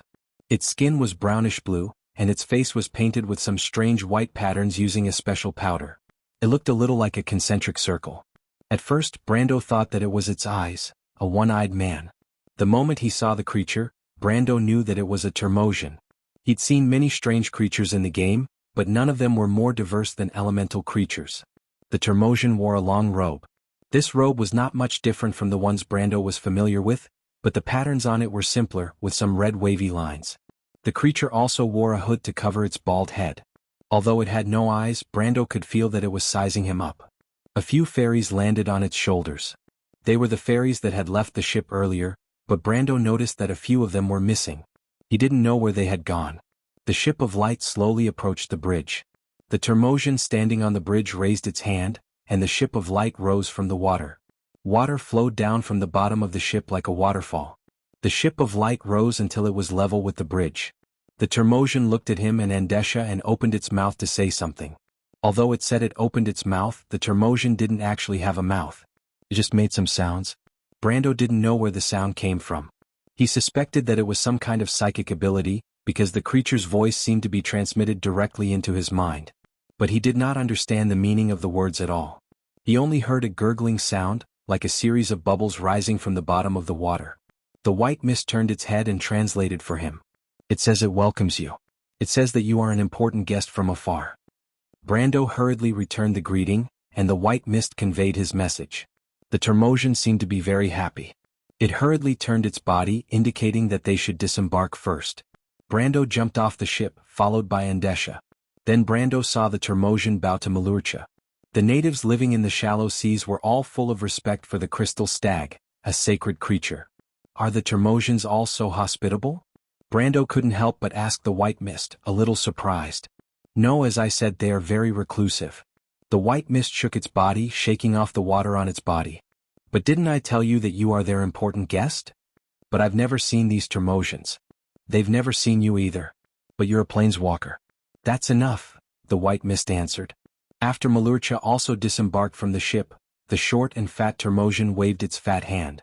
Brando then noticed that it only had 4 fingers, but it was as nimble as a human's. The ship of light instantly turned into specks of starlight and dissipated. The Termosian seemed to be born with the ability to control the light element. But what was surprising was that they were actually natives living in the water element plane. It turned its head and said something to Brando. It asked you to come with it. There may be a wise one who wants to see you. But before that, you have to bathe and change, the white mist answered immediately. Brando nodded. This was a universal body language, so there was no need for the white mist to translate. 2 people, a deer and a fox, walked along the bridge. The short and fat Termosian walked in front with a lantern. The lantern's light shot far into the fog. Brando continued with his previous question. What's the relationship between the Termosians and planeswalkers? The Termosians and planeswalkers have nothing to do with each other, the white mist answered. But do you know what kind of people are most popular in the remote countryside? It's the traveling merchants. In places where resources are scarce, merchants who can bring what the villagers need are often the most popular people. You're saying that planeswalkers are like that? Brando understood. Planeswalkers were powerful beings who could freely travel between worlds and planes. It was not surprising that they had all kinds of treasures from different worlds. But he thought to himself that although he was a planeswalker, he was at best a novice who had just started out. He did not have anything valuable on him. Or perhaps the Termosians were also interested in the cards of fate. But that thing was also very important to him. Even if he really wanted to trade it, not many would be willing to do so. Unexpectedly, the white mist shook its head in disdain. The Termosians don't want those things that you mortals think are precious. They have very few opportunities to trade with planeswalkers. Every time they do, they will cherish it. Besides, they may not have met a real planeswalker for nearly 1,000 years. Then what do they want? Brando could not help but raise his voice. The Termosian turned to look at him and nodded in a friendly manner. They want the creation of elements and laws. The light and water elements produced by your land cards, and the resources provided by the cards in your world are what they need the most. Can this be traded? Brando's eyes widened. He was really a complete novice when it came to the inheritance and knowledge of planeswalkers. Of course, the white mist looked at him disapprovingly. This is a world built by the mind. Didn't I say at the beginning? Brando was silent. After the previous series of battles, there was not much light and water elements left in his elemental pool, and the creation of Aroma's cards had almost used up all his remaining resources. According to the white mist, now he could only hope that the Termosian ticket was not too expensive. Chapter 11:21. The dense mist slowly rose to the roof with the hot air, licking the smooth ice surface. The Termosi's ice-building skills were extraordinary, at least far beyond their ability to build tents. Every piece of ice fit together seamlessly, and one could not feel the uneven surface at all. Brando soaked in the hot spring and looked at the dense mist. Just as White Mist had said, the Termosi who led him here first brought him here to bathe and change his clothes, and then arranged for him to meet with the sage. After all, meeting with the sage was a sacred ceremony for the Termosai. He had thought that there would be no environment for bathing on this floating ice, and that he would most likely have to take a stimulating ice bath. For the Termosai who were born with elemental rank power, there was no difference between taking an ice bath and taking a warm one. But when he arrived, he discovered that there was a hot spring in the middle of the igloo built by the Termosians. Naturally, there was no geothermal heat on the floating ice. This hot spring was most likely created by magic, and the Termosai did not need to maintain such a hot spring all the time. This hot spring and even this igloo were most likely specially prepared for him. Thinking of this, Brando could not help but feel a little flattered. He knew why the Termosai respected him. For a moment, he could not help but worry that the Termosai would be angry when they found out that he did not have many resources to trade with. There was a stone basin in the corner of the igloo, and the sprites lit meditation incense in the stone basin. The incense had a mysterious smell, and it rose from the ashes into the mist. The fog in front of Brendel's eyes seemed to have turned into an illusion, presenting a bizarre scene in front of him. Scenes after scenes replayed in front of him, as if he was reliving his experiences after he transmigrated. He saw the battle in the loop of trade winds. The enemies he met in that battle were far from the most ferocious, but that battle was the one that left the deepest impression on him. At the same time, it was also the most difficult battle. Even the battle in Ampere Seal, the confrontation with the Empire, and the battle with Her Majesty the Queen were far less dangerous than that. He couldn't help but touch the scar on his cheek. This scar was left behind during the battle in the loop of trade winds. There were also scars on his chest and arms. These were the scars from many battles. Although there were many ways to completely remove scars and wound, Brando didn't want to waste the effort.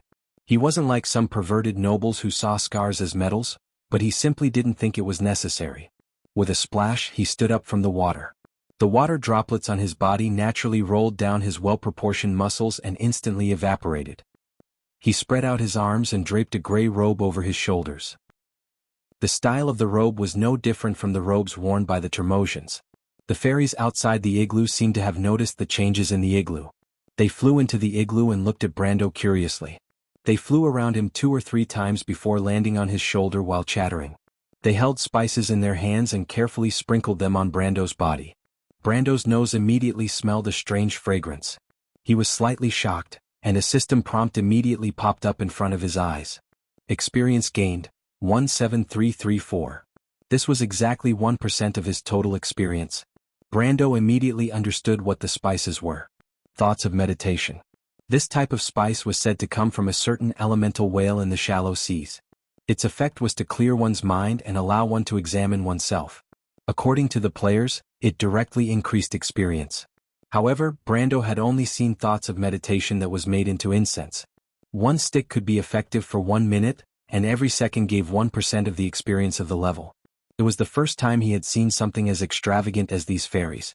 The experience prompt popped up a total of 3 times, and Brando's Templar Knight and Guard of Frost Earth had risen by an entire level. How extravagant, he couldn't help but think. Are you bringing me to see the Wise One now? He asked. The Wise One wants to see you, the fairies answered in unison. They were clearly saying the same thing, but they all said different things. Their voices were also chattering, and it was quite cheerful. Brando put on a shawl woven from sealskin. This was one of the necessary etiquette for meeting the Wise One. Of course he didn't know about it, but with white mist around he wouldn't make a mistake. He walked out of the igloo. White Mist and Malurcha were already waiting outside. Mayasai curled her body into the crystal stag's mane. She had been in the shallow seas for a long time, and it looked like she wasn't used to the climate here. Brando raised his head and looked into the distance.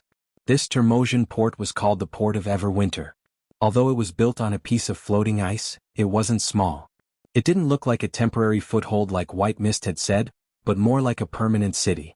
At least Brando could see sea walls, bridges, streets, and other permanent structures. Light ropes passed through the air above the huge floating ice, passing through the clouds and mist. In the distance there was a gray sky and a stormy sea. Ever since they entered the Sea of Fog, the shallow sea had changed. It was no longer as gentle and calm as before, but had become restless and restless. He saw the Termosian fleet in the port. It was dark and looked a bit like the Vikings' dragon-headed warships, but bigger and more spectacular. He also saw some Termosians gathered in the square.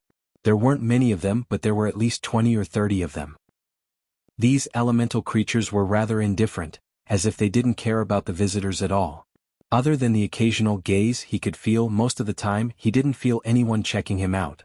Other than the fairies, there were fairies everywhere in the camp, and they seemed to outnumber the Termosians. Brando didn't know whether this was normal or not, and he didn't ask White Mist. He just thought that the fairies liked to live with the Termosians. What's more, weren't the fairies who had lured him here earlier also residents of this place? The curious fairies hid in various places and quietly looked at this group of uninvited guests. They pointed at them curiously and expressed their opinions. Most of them were like, "Is this a human? How did they come here? I heard that humans are divided into men and women. Is she a man or a woman? What's that little white thing?" And so on. The little white thing, White Mist saw Brando coming out and jumped on his shoulder. "These little things are so annoying." "It's not their fault," Brando replied casually. The fairies were always curious, it was their nature. But most of them didn't mean any harm, although a few forest fairies liked to play pranks. But he immediately stopped himself. He saw a rare fire fairy. There was a square not far away. Of course, this square was not like a human square. It was often either a fountain or a statue. The square of the Termosians was their place of worship. There was a stone pillar here, and the pillar was tied with thick ropes. The ropes were full of knots, and there were different patterns painted with white dye. To the Termosians, these knots were sacred, representing the most important events that the clan had experienced in the past. Of course, only the wise could explain their origins in detail. And the sprite was sitting on the top of the stone pillar in the square. Although the stone pillar was not considered a forbidden place for the Termosians, the little one who dared to sit on the most sacred place of the Termosians was still worthy of attention. The little one had wheat-colored skin, short flame-like hair, and a bare upper body, wearing a pair of thin trousers and bare feet. His eyes shone like gold. A belt went through his shoulder and connected to the other side of his waist, where a two-handed sword was hanging in the scabbard. Of course, the sword was only about the length of Brando's palm. But a fire fairy who used a sword was rare. No, it should be said that fire fairies were rare. Fire fairies were the subjects of Forsyth. They were arrogant, smart, and had little curiosity. They were also very wary of humans. They were considered an anomaly among the fairies. And it was said that most of the fairies were female, and only the fire fairies were male. They usually lived in hot flames and rarely went to the outside world, let alone the shallow sea. There was no fire elemental that did not hate water. This is interesting. Brando glanced at the little fairy. The fire fairy seemed to have noticed them, but he just tilted his head and looked at them, then turned his attention away. They did not like humans, and they were not as curious about foreign things as other fairies. In fact, the subjects of Forsyth were a little cold. They were not as passionate as fire elemental fairies. "You noticed that fairy too?" White Mist stood on his shoulder and asked. Brando was following the group of fairies who led the way in front of him through the camp. He nodded and asked, "What is it?" Pay attention to his scabbard. Isn't it similar to the scabbard of the flaming blade? You know that Odorfice is a fire elemental holy sword. The scabbard means that he has a part of Odorfice laws. This little guy might be a direct descendant of Forsyth. "He's a fairy prince," White Mist explained softly. "Fairy prince?" Brando was stunned. His understanding of fairies was limited to their nature. In fact, very few people had a deep understanding of the organization of these elemental creatures. Even in the game, not many players knew about the Termos. "Are fairy princes very common?" "Common?" White Mist looked at him, a little speechless. "Very rare. The royal fairies rarely appear outside, let alone the subjects of Forsyth. You have to be careful later. This Termos camp might be a little unusual." Brando nodded silently. At this time, the fairies had separated in front of him and lined up in 2 rows. Brando stopped and saw a huge tent in front of him. However, this tent was not like the crude huts he had seen along the way. It was more like a palace supported by 8 giant beast teeth. It was 20 to 30 meters tall, and a row of stairs made of 2 opposite smooth beast teeth extended from the entrance of the tent to his feet. Brando looked up and saw the guide he met on the trestle not far away. Of course, he could tell from the tattoos on the guide's face. After all, to him, the Termos looked almost the same. There was a slight difference in height, and he could tell that they were adults and juveniles. The only difference was the tattoos on their bodies. Brando could not even tell the gender of the guide. He once wondered if the Termos really had gender. However, White Mist told him that although the Termos were elemental creatures, they still had gender differences. They even needed to form families to reproduce. Although others could not tell the gender of the Termos from the details, there was a simple way: the female Termos would not paint their faces with tattoos. Furthermore, the tattoos on the Tilmosian's face were not a mark of distinction but a symbol of status. According to White Mist, the Tilmosian who led them here had concentric circles of tattoos on his face, indicating that he was at least one of the elders of the clan. It was only then that he realized that the Tilmosians had sent an elder to lead the way for him. It was only then that he saluted the other party. While human etiquette was not commonly used in many worlds and planes, the meaning expressed in the gesture was the same. That elder also bowed to him and then said something strange. He said that the wise ones had been waiting inside for a long time, White Mist replied. Just go in. Brando asked as he looked at the half-closed curtain of the tent. Of course. The Termos do not have so many red tape. That's not much? Of course, Brando was too embarrassed to say that out loud. He stretched out his hand and lifted the curtain. Then he was completely stunned. In the not spacious tent, there were 3 people standing from left to right. The one on the far left was a woman.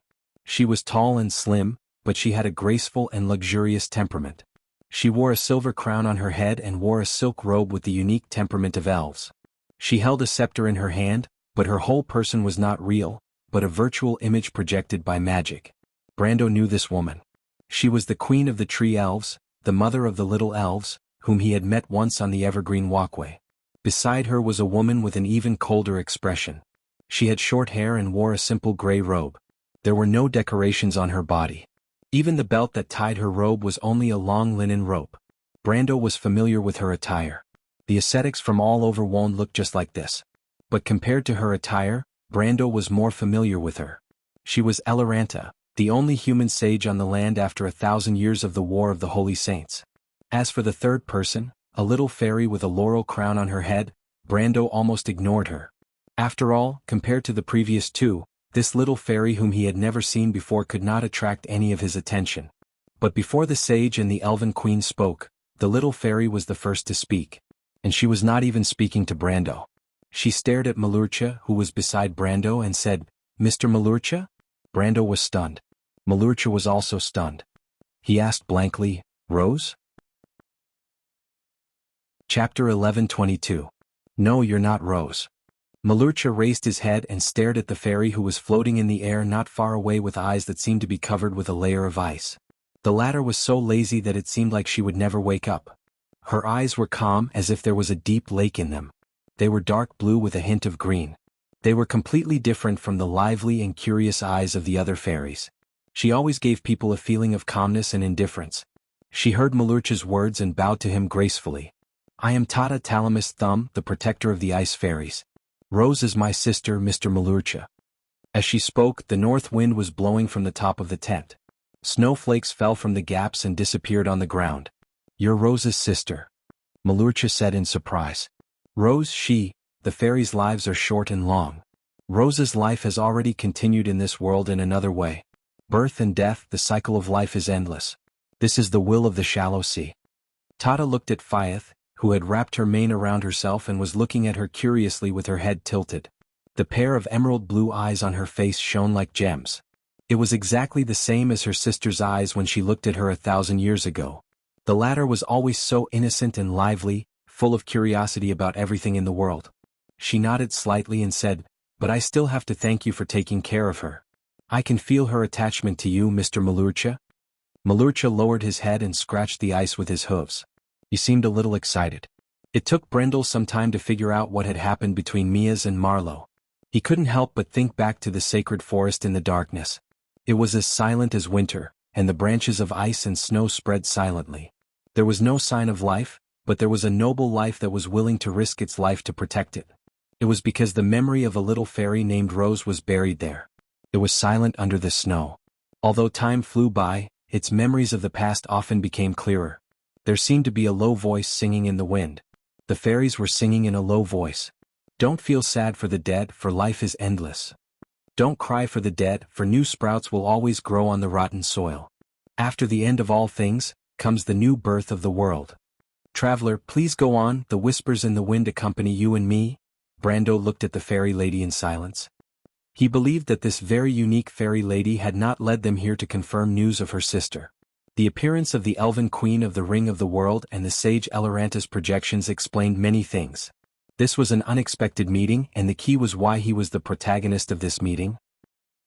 Furthermore, the lifespan of fairies was short. Of course, light fairies with elemental rank like Tanya were an exception. But from the description of this fairy lady, she should have lived for thousands of years. Even as the light fairies with the longest lifespan, this was outrageous, not to mention that she wasn't one. Brendel could not help but think of Elaranta. As a mortal, this sage had obviously lived for too long. Brando turned his head to look at White Mist on his shoulder and saw that the latter was frowning slightly. He looked at the fairy lady again. Tada's expression was still indifferent, as if she would not take the initiative to speak if he did not speak. Brando had to ask softly, "Miss Tilias, are you the one who wants to see me? Are you the sage of the port of Everwinter?" Tada spoke softly. Her voice was ethereal and calm, as if it could soothe the anxiety and uneasiness in people's hearts. "I am the protector of Quilinthe. I came here 1,000 years ago because of an agreement with Sir Odin. After Master Manlin left, I am the only sage here. Quilinthe is in the south of the shallow sea. That is the home of fairies, Mr. Brando," she added. "You know me?" Brando immediately realized that he had asked a silly question. Sure enough, she looked at the Elven Queen and did not answer. Unlike the other fairies, she did not seem to like to talk. She was so quiet that it made people curious. Brando frowned again and asked, "What is the agreement between you and the Dark Dragon? Can the sage of the Termosai people also be non-Termosai?" White Mist on his shoulder answered his question. She replied softly, "The most important thing is the inheritance, but very few sprites will become wise ones." Her words were self-evident. With the sprites' cheerful personalities, it was obvious that no one would think that they were reliable. Even Lady Tanya, whom he met among the Bugas, was full of all kinds of mischief ideas. But this fairy lady in front of him was clearly different. Just by standing there, she gave people a different feeling. It was as if she was a thick book, quietly opening its pages for people to read. Her calm eyes revealed the aura of knowledge and wisdom. Lady Turlias is the blessed of the crystal.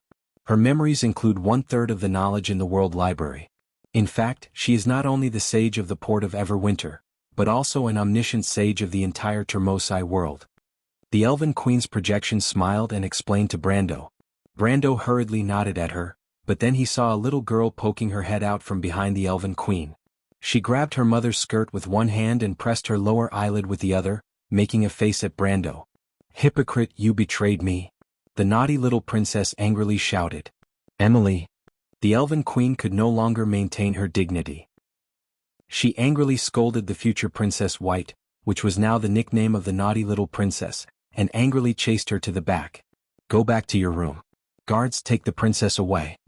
Brando's forehead was immediately covered in cold sweat. But what really affected his mood was not the naughty little elf, but the Elven Queen's words. He could not help but take a few more glances at the quiet fairy lady. The World Library was the treasure trove of knowledge in Ebabel Fortress.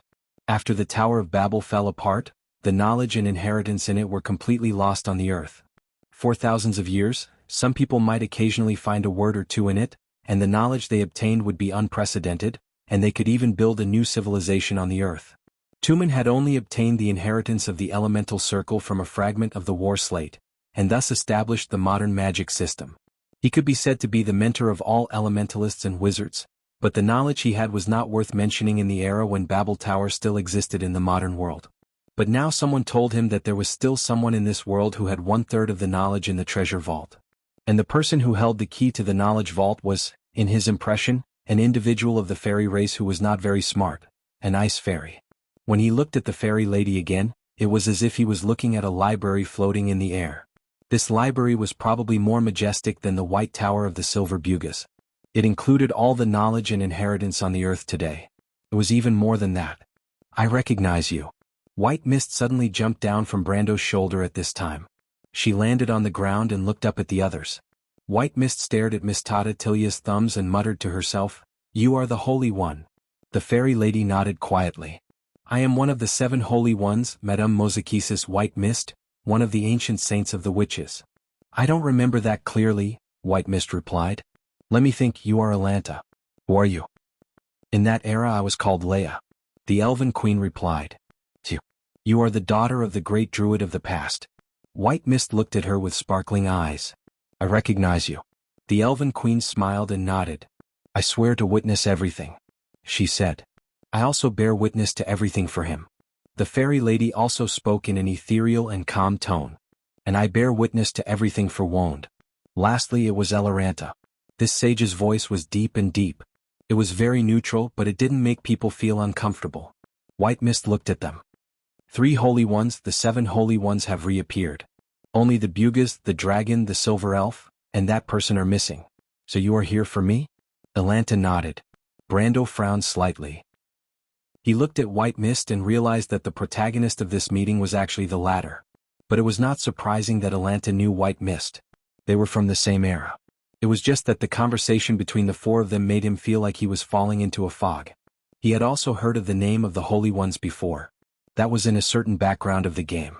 Legend has it that the sage Elanta kept an agreement with Gretel and Fanzan and walked the earth for a long time, guarding the covenant made by the mortals in the War of the Holy Ones, the sacred oath. She was the Holy Ones, which was why she was immortal. But there was also a period of investigation about what the Holy Ones were, but most of it was unresolved. Brando once thought that it was a special state of perfect body until some people unearthed some remnants of the war slate from under the ruins of Feyran. The inscription on the slate mentioned an incomplete fragment of the Holy Ones. It described a passage, the key of the mortal world, the lock of the clock. Players speculated based on the inscription and some documents that it should be a metaphor for something like clockwork, because there was a similar fragment in the Pale poem. But before he transmigrated, that was all there was to the investigation. However, Brando did not ask and just listened silently. He knew that now was not the time to interrupt. The sage, the fairy, and the elven queen were obviously not talking to him. Bai Wu silently glanced at the others. You know? We knew from the moment the dragon queen Gwendolyn entered the elemental world.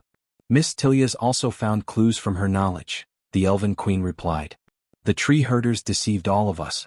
This is the negligence of the holy ones. That is why we came to you for help, Elanta also said. Brando could not help but look at White Mist. He did not expect the sage to ask her for help. White Mist looked around at everyone and replied, It's not your fault. After all, only a few people know the true identity of the baby girl. However, the Circle of Ashes has been planning for this for thousands of years. Perhaps they will succeed. She can't succeed, the fairy replied calmly. Although Gwendolyn deceived everyone, she can't deceive the Twilight Dragon. Odin has already seen all of this. If that's the case, why did he make a promise with you for 1,000 years? White Mist stared at them and asked. Elanta was silent for a long time. Then she slowly said, Because he has been waiting for that person, the destined person in the Pale Poem's prophecy, but that person still failed. The fairy waited for the sage to finish before continuing. The Twilight Dragon's will in the baby girl's body is a conspiracy. The Circle of Ashes did not find any relevant words in the documents of the sage. They may have been deceived. Mr. Odin has long suspected that this is the reason why the Ancient Council did not execute the baby girl. Unfortunately, he did not have time to reopen the Truth Council. The White Mist looked steadily at her and at Elanta. If it weren't for you, this wouldn't have happened. The War of the Holy Saints was instigated by Mr. Odin. The Flaming Blade, the Sacred Wind Empress, the 4 holy artifacts, were all given to us by him, Elanta replied softly. The prophet in the Valley of the Holy Saints was Teacher Tumun, wasn't it? Because he is a fool. Mr. Odin is not ignorant, because he knows that the power of the gods has declined. If the level of order in Wond is not reduced, the twilight will come. White Mist jumped up as if she had been pricked by a needle. She stared at Elanta uneasily. You know? I have 1,000 years to remember, and I will always remember those sad memories, Elanta replied slowly.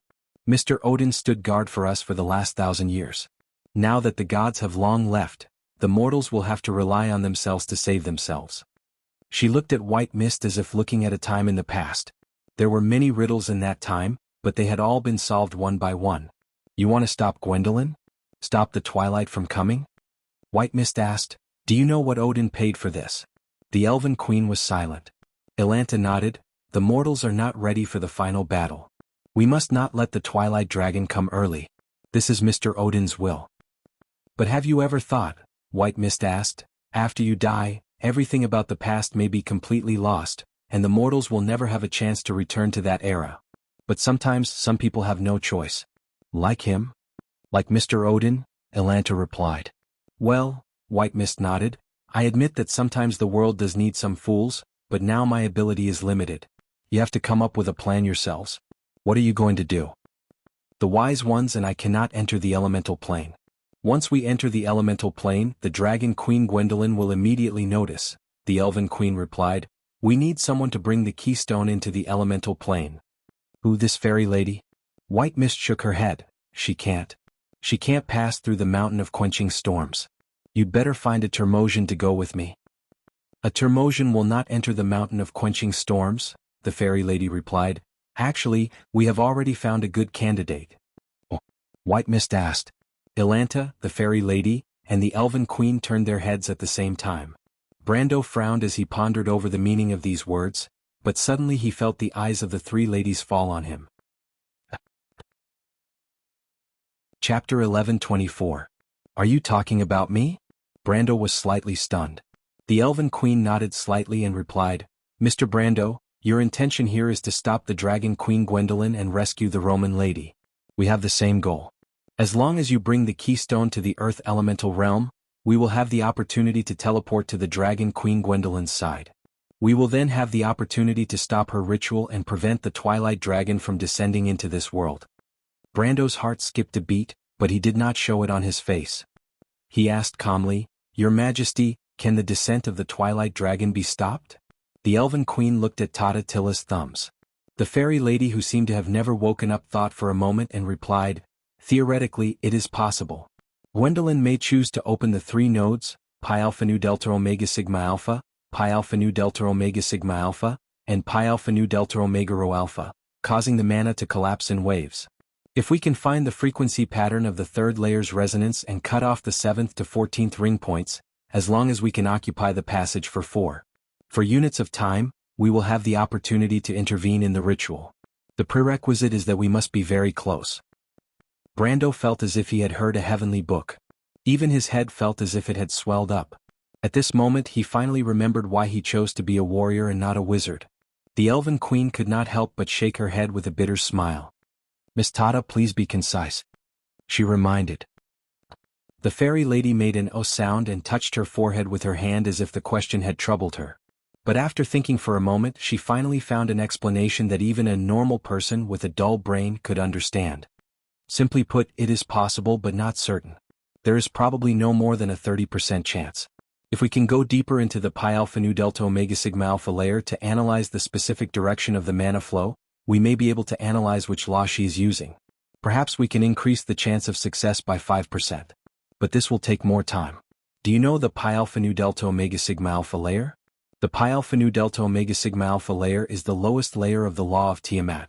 It is composed of a layer of formatted mana. It is, stop.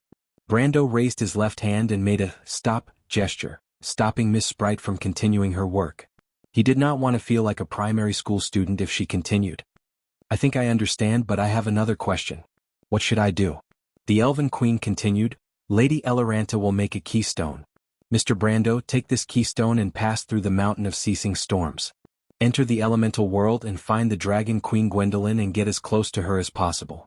Once we have the coordinates, we will immediately teleport over. And then?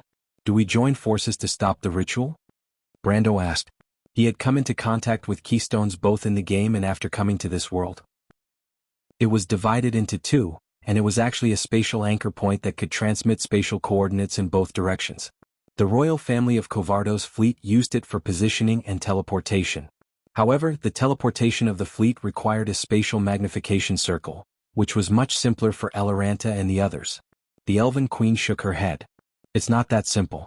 Once the ritual begins, even killing the Dragon Queen Gwendolyn will not help. It will only make things worse. We have to intervene and interrupt the ritual first. We can only rely on Lady Tilya's calculations. You plan to invade the Pi Alpha Nu Delta Omega Sigma Alpha layer and interfere with the Dragon Queen Gwendolyn's ritual from the direction of the flow of mana? Brando suddenly remembered something when he heard the word, calculations. In fact, he was not completely ignorant of mystical knowledge. Although his knowledge of more advanced knowledge and the magic network was almost zero, he still knew some of the basics. The law of Tiamat was divided into 7 layers. The Pi Alpha Nu Delta Omega Sigma Alpha, Pi Alpha Nu Delta Omega Sigma Alpha, and Pi Alpha Nu Delta Omega Sigma Alpha were its lower 3 layers. The Pi Alpha Nu Delta Omega Sigma Alpha layer filtered the dark mana and transformed it into orderly power. The pi alpha nu delta omega sigma alpha and pi alpha nu delta omega sigma alpha layer were the distribution layers. The former classified the mana, while the latter determined the final flow of mana to the last 4 layers. However, when the pi alpha nu delta omega sigma alpha layer distributed the mana, the direction of the flow of mana had already shown signs from the pi alpha nu delta omega sigma alpha layer. However, except for a few scholars who were proficient in the magic network, most wizards could not control the magic network deep into this layer. When a wizard cast a spell, the only thing that determined was the law used and the amount of mana used. The last 3 layers of the law of Tiamat were the law layers. The 4th layer, pi alpha nu delta omega sigma eta, was the calculation layer. Most wizards who were proficient in magic could only go deep into this layer. Only a few could reach the pi alpha nu delta omega sigma alpha layer.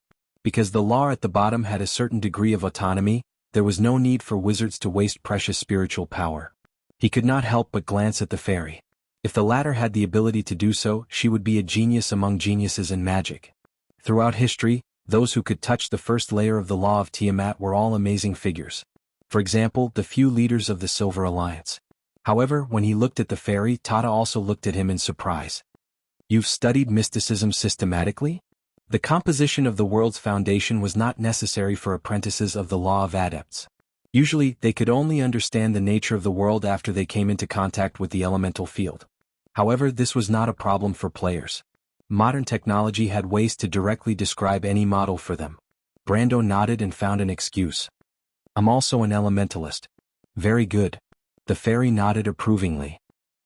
It was not clear whether she was praising Brando's solid foundation or praising his extraordinary achievements in so many fields at such a young age. She had already known from the Elven Queen that the young man in front of her was a genuine sword saint. However, in fact, most elementalists did not study mysticism. In Wand, there were many elementalists who did not know anything about the law of Tiamat. Usually, they only needed to have enough elemental affinity. However, it was said that for some old-fashioned wizards, or even wizards who had received ancient legacies, it was natural for all spellcasters to have a systematic grasp of mystical knowledge. It was said that before the Age of Light, wizards had to spend decades learning pure theoretical knowledge before they could embark on the path of magic. At that time, wizards, elementalists, string magicians, and even witches were scholars first and then the latter. Obviously, the fairy was a wizard who grew up under the influence of such thinking. "If that's the case," Brando replied, "I may be able to help. I have some ether dragons. They live in the highest level of the Sea of Magic. Their energy attribute is enough for them to easily enter the Medusa stratum. Miss Tata, you should know that ether dragons are actually a kind of mutated magic." "You can summon ether dragons?" the Elven Queen said with some surprise. "If that's the case, the chances will be even higher. Mr. Brando, you've really helped us a lot." "Our goal is the same, Your Majesty," Brando said modestly. 10%, the fairy said. "What do you mean?" "If we can use the ether dragons, we can increase the chances by 10%, Tata replied concisely. "That's 45%. It's already very high." Brando thought for a moment and asked the question he was most concerned about. But what happens after the ritual is stopped? He knew that stopping the ritual would only interrupt the process of Twilight's descent, but the will of the Twilight Dragon had always left an imprint on the Roman soul. Even if it didn't erupt this time, it would descend again sooner or later. At this time the sage finally spoke. "This depends on whether the Twilight Dragon can be resealed after the ritual is stopped." "How do we seal the Twilight Dragon? What will the Roman do? What about you?" Brando remembered the conversation they had with the White Mist and vaguely felt that something was wrong. The Elven Queen only smiled at this question but did not answer. Eloranta shook her head. "Little guy who is favored by the Saint Tassel, we can only do our best. If we fail, you can take this to that person." The fairy held a sparkling sapphire in both hands. She flew to Brando, looked up at him, and then placed the gem in the latter's hand. Brando looked at the gem in his hand and found that in the center of dozens of geometrically polished surfaces, there was a very beautiful imprint in the middle of the aquamarine crystal. The imprint was like a towering tree, but it also seemed to be some kind of complicated magic circle. It was as thin as a piece of paper and was embedded in the center of the crystal. "What is this?" He picked up the gem and asked Eloranta, "Who is that person, sage?" "If we fail, it will naturally tell you everything," Eloranta replied.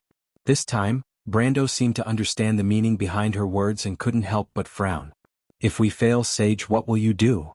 "If we fail..." At this time, the White Mist jumped back onto Brando's shoulder and whispered, No one will be spared, Brando. Brando was slightly startled and then understood. His gaze landed on the projections of the fairy lady, the wise one of the earth and the elven queen, and he nodded lightly. Then please give me the keystone, he said, but I need someone to bring me to the mountain of calming storms, wise one. No problem, Tata replied. Elder Cobb will arrange the fleet, but if you need a guide to the mountain of ceasing storms, there is actually a better candidate here. P.S. I'm done sorting out my thoughts. The first update is here. The next update depends on whether it will be at noon or in the afternoon. Speaking of which, students, last month's update was pretty awesome, right? Please give me monthly votes. Please give me more. This month I will be just as awesome. Can I fight for full attendance? Also, I recommend the Silly Moon Breeze's new book, The Silent Crown, but his standards are still very high. You should know it well, so I won't go into detail.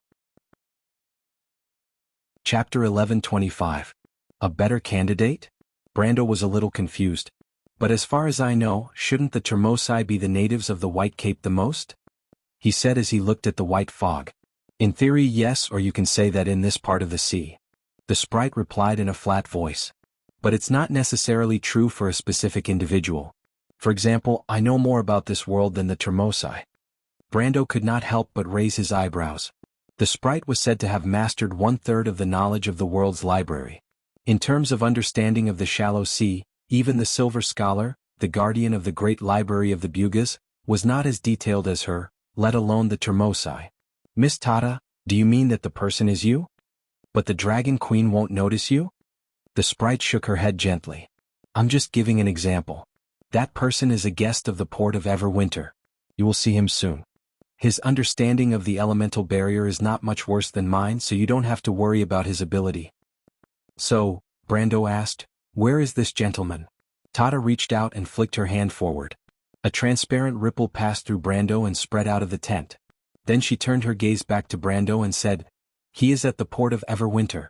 You don't have to leave so quickly. The speed of time here is only a fraction of the speed of the outside world. I suggest you stay and rest. After all, the journey to the elemental world of Earth is not as safe as people think. And I have something here for you. But before that, I suggest you attend a trade fair between ships. As for that gentleman, I will arrange for you to meet him there. A trade fair between ships? Brando asked, is it a Termosai trade fair? Tata nodded. The Termosai people don't have a fixed residence. They drift on the sea all year round. When they meet each other, it's a very precious opportunity for them to exchange experience, sea maps, and some necessities. So, such transactions often happen on the light path. Secondly, when the Termosai people meet a planeswalker, they will often inform the nearby ships to gather and hold a bigger trade fair. Planeswalker? Brando asked carefully. In fact, ever since he heard White Mist's description, he had always been interested in it. Putting aside the fact that the Spring of Youth had appeared at the trade fair, he was also eager to obtain some equipment to increase his strength. His trip to the Earth elemental plane this time would most likely involve him fighting the Dragon Queen. Although his own strength was comparable to that of a supreme class, it was still insufficient in the face of a sage's domain. Most of his normal equipment had been destroyed in the battle with Haku for the war slate. So, even if it was the lowest level of magic equipment, he was in a hurry to get himself a new set. Just like how human sailors need to prepare food and fresh water before going out to sea, Termosai people need to prepare all kinds of pure elements when they travel along the path of light. These elements are not the violent elemental power that the elementalists have mastered, but the basic elements that have been converted into order. Basically, only planeswalkers can provide them. Brando nodded silently. He understood that the so-called basic element was the element produced by his land card. That element was indeed very different from the elemental power of the elemental user gate. It was precisely because he was an elemental user that he knew this better. After the ripples from Miss Fairy's fingertips spread out of the tent's curtains were lifted by a short, fat hand. The Termosai elder who had led Brando's way previously came in from outside the tent. He first bowed deeply to everyone present, including Brando. It was as White Mist had said, in the eyes of the Termosai people, the status of planeswalkers was no lower than that of the wise ones or even the wise ones. Then the elder straightened his short, fat body and looked at Miss Fairy. Elder Keb, bring Mr. Brando to the Holy Church for a meal, Tata said to him. Also, arrange for the fleet. We have to set off before the 7th month, at least through the Sea of Mist before then. The Termosai elder, who was called Elder Keb, nodded, but his short, fat hand did not leave his chest at all. He only turned his body sideways and bowed to Brando, making a very human gesture of please. Even though Brando did not understand the Termosai people, he understood that this obviously human etiquette was obviously not something they should have. The elder did this only to express his respect for him. He hurriedly whispered his thanks. But before he left, Brando bowed to the wise ones and the elven queen again. This bow had nothing to do with his identity, but was purely to express his respect for them. He clearly understood what they would have to pay in order to seal dusk. "Mr. Brando, I wish you success in advance," the elven queen said with a smile. "You will definitely save the Roman lady." Eloranta also nodded slightly, and then the two figures gradually faded until they disappeared. Miss Fairy turned a blind eye to this scene. She just waved her hand gently, indicating for Elder Keb to take the ladder away. The wooden deck of the cabin was narrow and dark, slowly tilting to one side. The sea slammed against the side of the ship, as if it would not stop until the worm-eaten planks were smashed to pieces. The whole ship made a frightening creaking sound as if it could fall apart at any time. Brando looked through the porthole at the stormy sea outside. The white waves chased each other, forming huge waves that could topple mountains and overturn seas. In the storm, several dragon-headed warships were faintly discernible. Sometimes they completely sank under the waves, leaving almost only a bare mast on the sea. This storm was far worse than the small winds and waves he had seen on the Sea of Naga. Even White Mist's expression was a little solemn. This storm was much worse than the one this lady had seen when she passed through the Sea of Mist last time. The abnormal weather seemed to be indicating something. Only Miss Fias could continue to be heartless, just like the common trait of their race. The little sprite sat on the desk, licking her fingers attentively. She started licking her right pinky finger, and her pink tongue deftly licked all the way to her thumb, not letting go of any corner of her finger that was stained with sugar water. Brando gently put down the knife and fork in his hand as he listened to the little sprite licking her fingers. The fish in the wooden plate was neatly cut and placed on ice.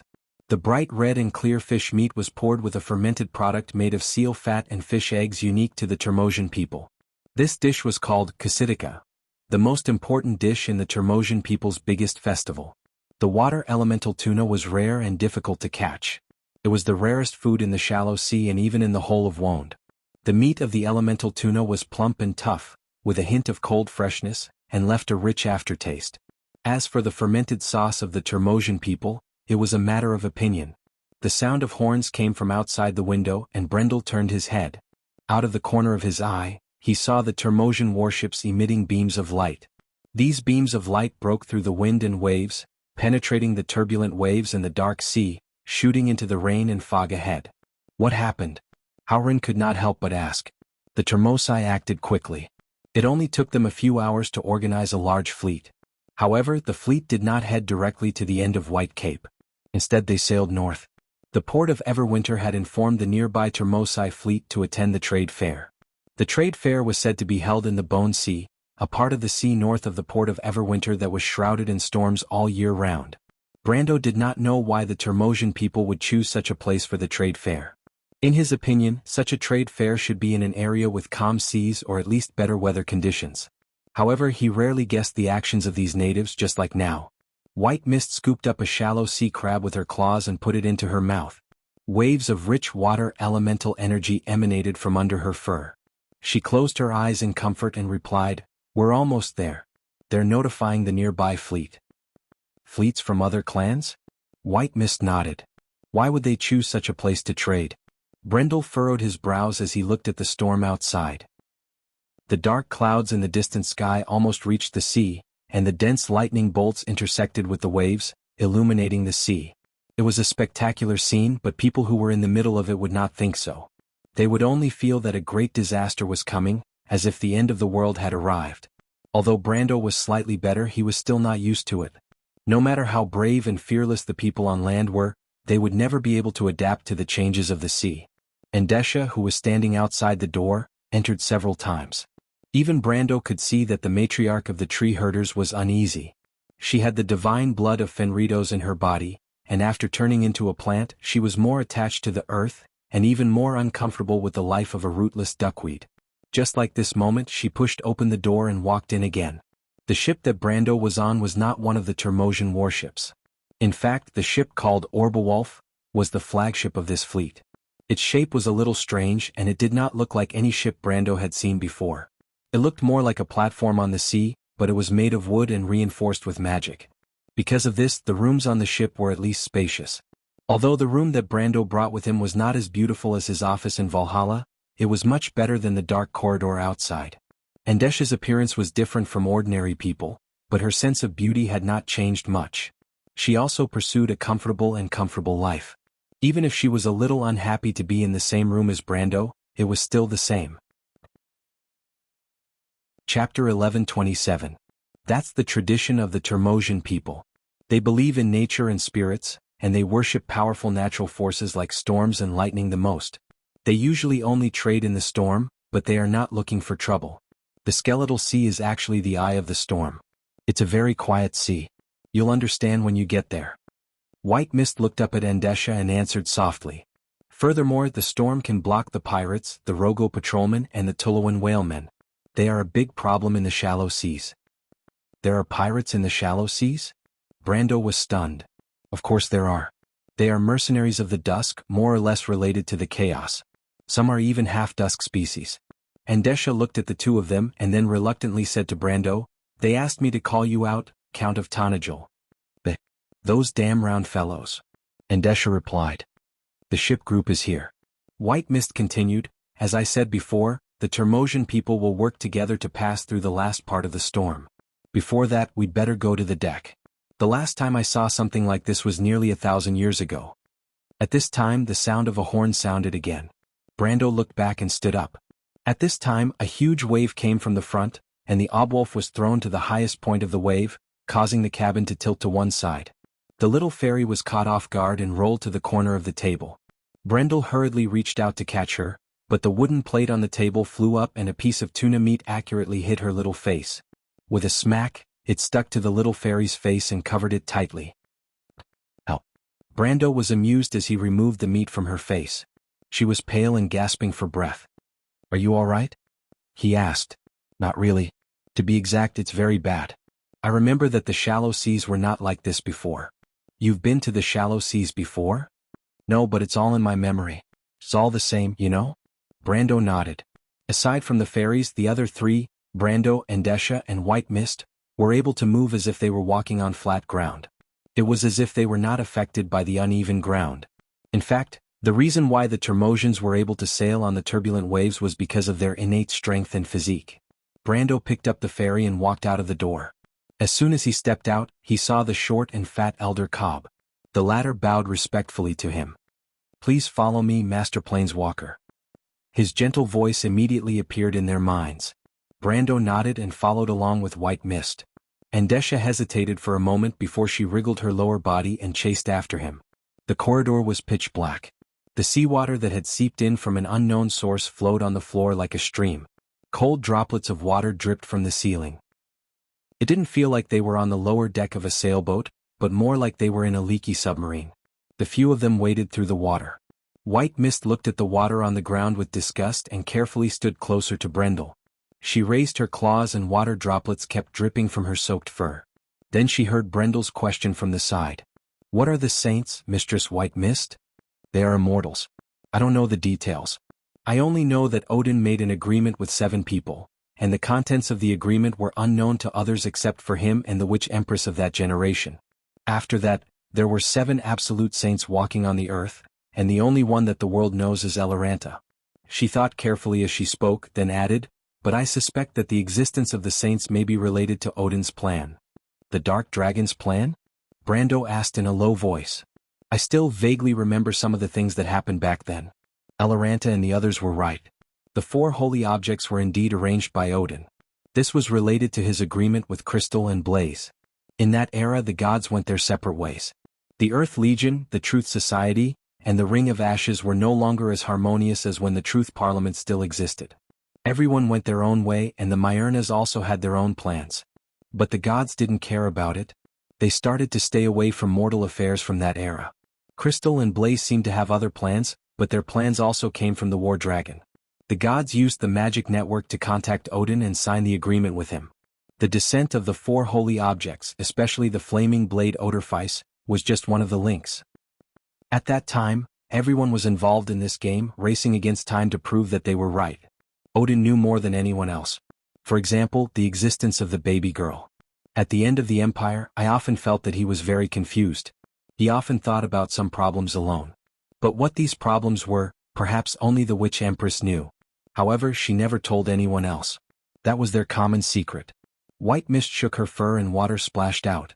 She frowned and continued, then the empire's beacon rose. A few of Su Yi's human students raised the flag of rebellion and opposed the empire's rule everywhere. Then there was endless war and chaos.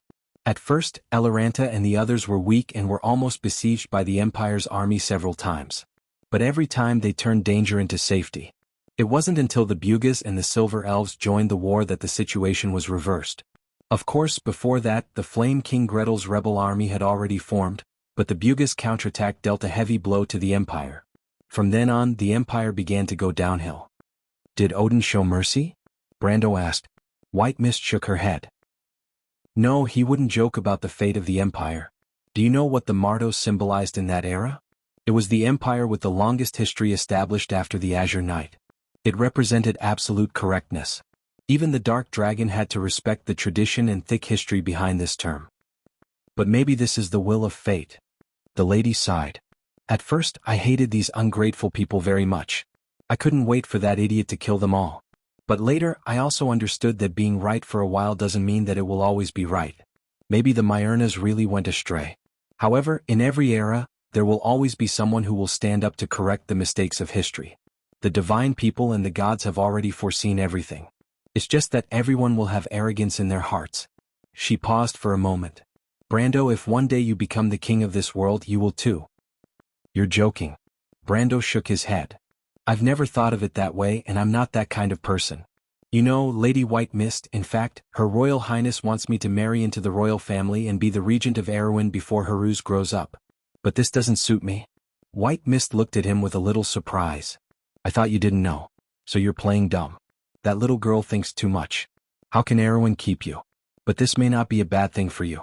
If I'm not wrong, Her Royal Highness should have a place in your heart. That's exactly why, Brando replied as he walked. In the past, he didn't have much interaction with White Mist. The latter was always beside the Roman, sternly educating the merchant lady on how to inherit the throne of the Witch Empress. But now, the two were like best friends talking about everything. I know what she's thinking. Nothing is more important to her than Erewhon. That's the only inheritance her father left her. She must protect this family business for her brother. But I'm not interested in this. It's because I used to admire Her Royal Highness that I don't want us to be enemies in the future. If you stay in Erewhon, it's almost inevitable. White Mist was very keen to see through the problem. Brando was also silent. After a while, he reacted and said, These are things that haven't been decided yet. I won't become a king, and I don't even care much about the identity of a count. Maybe after all this is over, I'll take the Roman and Scarlet to find the world outside the Black Forest and disappear from this world completely. You're as naive as that person. White Mist laughed. She looked at Brando's forehead, where there was a rune that only an ancient witch like her could see. It was a beautiful krite, shining faintly. If Brando could go back in time, he might still remember the scene when Martha gently tapped his forehead and gave him a pair of wings made of light. The few of them moved forward in the darkness. Their feet were cold, and the icy water seemed to have soaked into their leather boots. It felt like stepping into a muddy pond, and it was unpleasant. After a while, Brando asked again in the darkness, What happened after that? After that? White Mist replied, After that the empire fell, and Odin had to fight with the four wise ones on the final battlefield. Everything is not much different from what you know. But there are too many mysteries left in that era, and the whereabouts of the Truth Parliament and the Ring of Ashes are unknown. Only Odin knows that the era of mortals has come, and the transitional period of the Myrna dynasty that has existed for thousands of years will finally end in his hands. And the power of order in this world is so weak. The Earth Legion is still fighting the army of Dusk outside the elemental barrier, and the world of mortals is like a baby sleeping in swaddling clothes. So he made a pact with the seven sages. Chapter 11:28. Promise. White Mist nodded. Although we don't know the content of this promise, we can see some clues from Eloranta's performance today. The constant weakening of the power of order should be the plan set by the Truth Parliament, and this is also the reason for the mortal era. But the Truth Parliament, including Odin himself, is fond of the legend in the Pale poem. If a hero like the Azure Knight is born among the mortals, maybe he can decide the direction of the world's fate. Until the last moment, they still hope to return to the past when their parents still existed in this world. The chosen one is the Silver Queen? Brando asked. White Mist looked at him again. Maybe, maybe not. But regardless, Constance being toyed with by the Ring of Ashes means that the last hope of the Truth Symposium's reopening has been shattered, and after the 7 holy sages have witnessed this, it is time for them to correct history. Correcting history? This proposition was so big that Brando felt a little incredulous. Simply put, Odin left a glimmer of hope for this broken world. Otherwise, the war between the Myrnas and the 4 sages would have split Wond into 4 or 5 pieces. In fact, he didn't even call back the Earth Legion that was fighting the Dusk species outside the elemental barrier. On the final battlefield, he should have taken a step back with the 4 sages. He made a wish that lasted for 1,000 years, hoping to prove that he was right. The 7 sages were his witnesses, but it turned out that he was still wrong. That's it, White Mist replied. Of course, this may just be my guess. What do you think? Don't you think it's a joke? Brando was silent for a moment before saying, in fact, it's not that I can't understand. I think Lady Eloranta and the others can't judge right and wrong. They just want to overthrow the rule of the Myrnas. The proposition of fighting against the Dusk is too big for them, no, even for the entire mortal world. He raised his head and looked ahead. They stopped in front of a closed wooden door. Outside was the top deck of the ship. The thin door could not block out the sound of the wind and rain outside. Seawater poured out from the crack of the door and flowed down the stairs like a hanging waterfall. The pale white lightning occasionally seeped into the gaps between the wood, leaving a few long strips of light in the dark passage. 1,000 years sounds very long, but it's still too short for this war. Seriously speaking, I'm not sure if this world can fight against the Twilight Dragon. Not to mention Odin and the others, even I think that it might be better to return to the era when the gods were still on the earth. He said softly, the power of mortals is too weak. How can they fight against Dusk? But we can't go back. The gods have already left. White Mist's eyes reflected Elder Cobb's hand on the door as he struggled to push it open. And the time left for us is so short. If Eloranta and the others can't seal the Dusk, the whole world will face this disaster head-on. She paused for a moment. It was as if she could hear the door creaking open and the sound of the storm rushing in from outside. Everyone shivered subconsciously, even Andesha, who was standing far away, was no exception. And even if it succeeds, White Mist's voice was scattered by the wind and sounded a little intermittent, it will only delay the fate of the world by a few decades. In the future, this world will eventually face all of this. The war outside the elemental barrier has lasted for thousands of years. Whether the Earth Legion still exists or what their attitude towards our world is, no one can say for sure.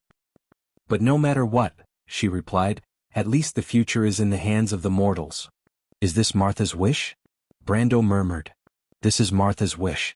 The storm had completely invaded the cabin and drowned out their conversation. The fierce wind turned the narrow cabin into a whistling corridor, and the seawater smashed into their faces. It was as if what Elder Cobb opened was not a shabby wooden cabin door, but a valve at the bottom of a reservoir. The seawater surged in like a waterfall. The fairy in Brando's hand screamed and covered her face with her hands. Of course, it was useless and she was soon drenched. However, the others were not affected. Before the seawater could reach them, it was blocked by an invisible force. The silver lines of law flickered a few times, and the seawater shattered and fell on the wooden planks, forming circles of white foam. Elder Cable stood tall in the wind and rain, his long robes soaking wet. However, this short and fat Termosian was not affected in the slightest. He was as resolute as a statue. This was the nature of the people of the sea, guarding and conquering the sea. To them, this storm was no different from a summer afternoon shower. Brando heard the sound of horns coming from the front and back. It did not sound like the call of a human sailor, but more like a series of whistles in the heavy rain. Then he heard the long sound of a horn from afar. A beam of light pierced through the pouring rain and shone from the opposite side.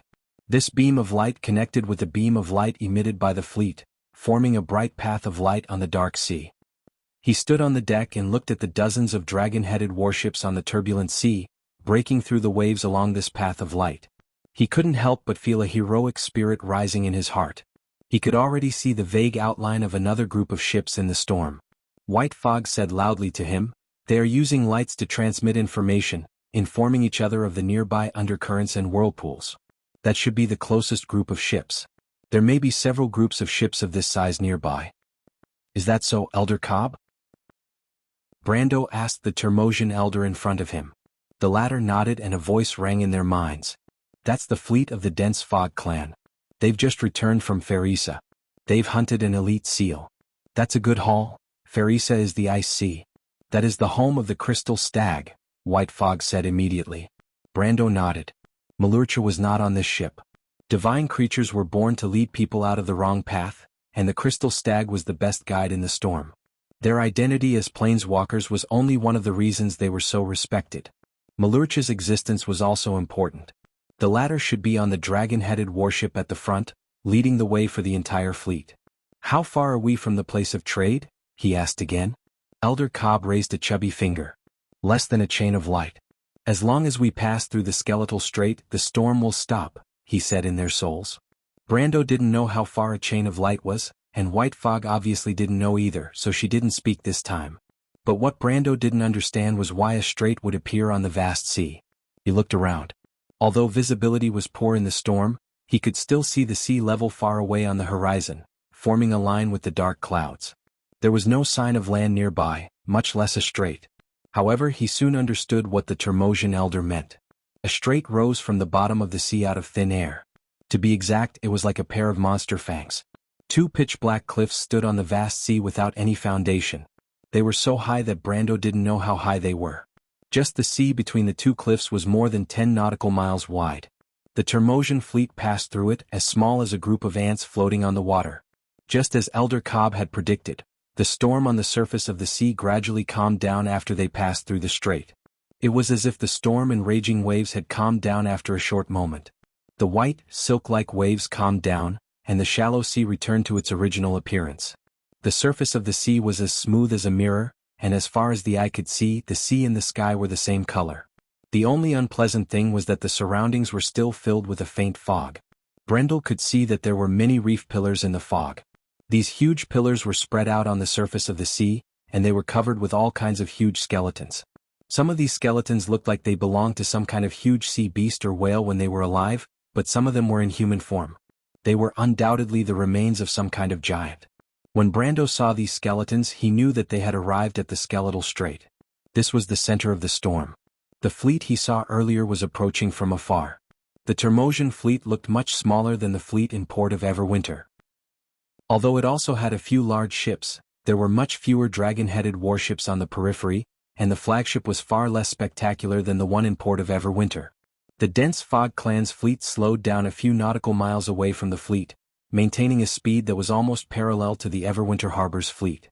But soon, Brendel saw a warship with a dragon's head coming out from the fleet and closing in on them.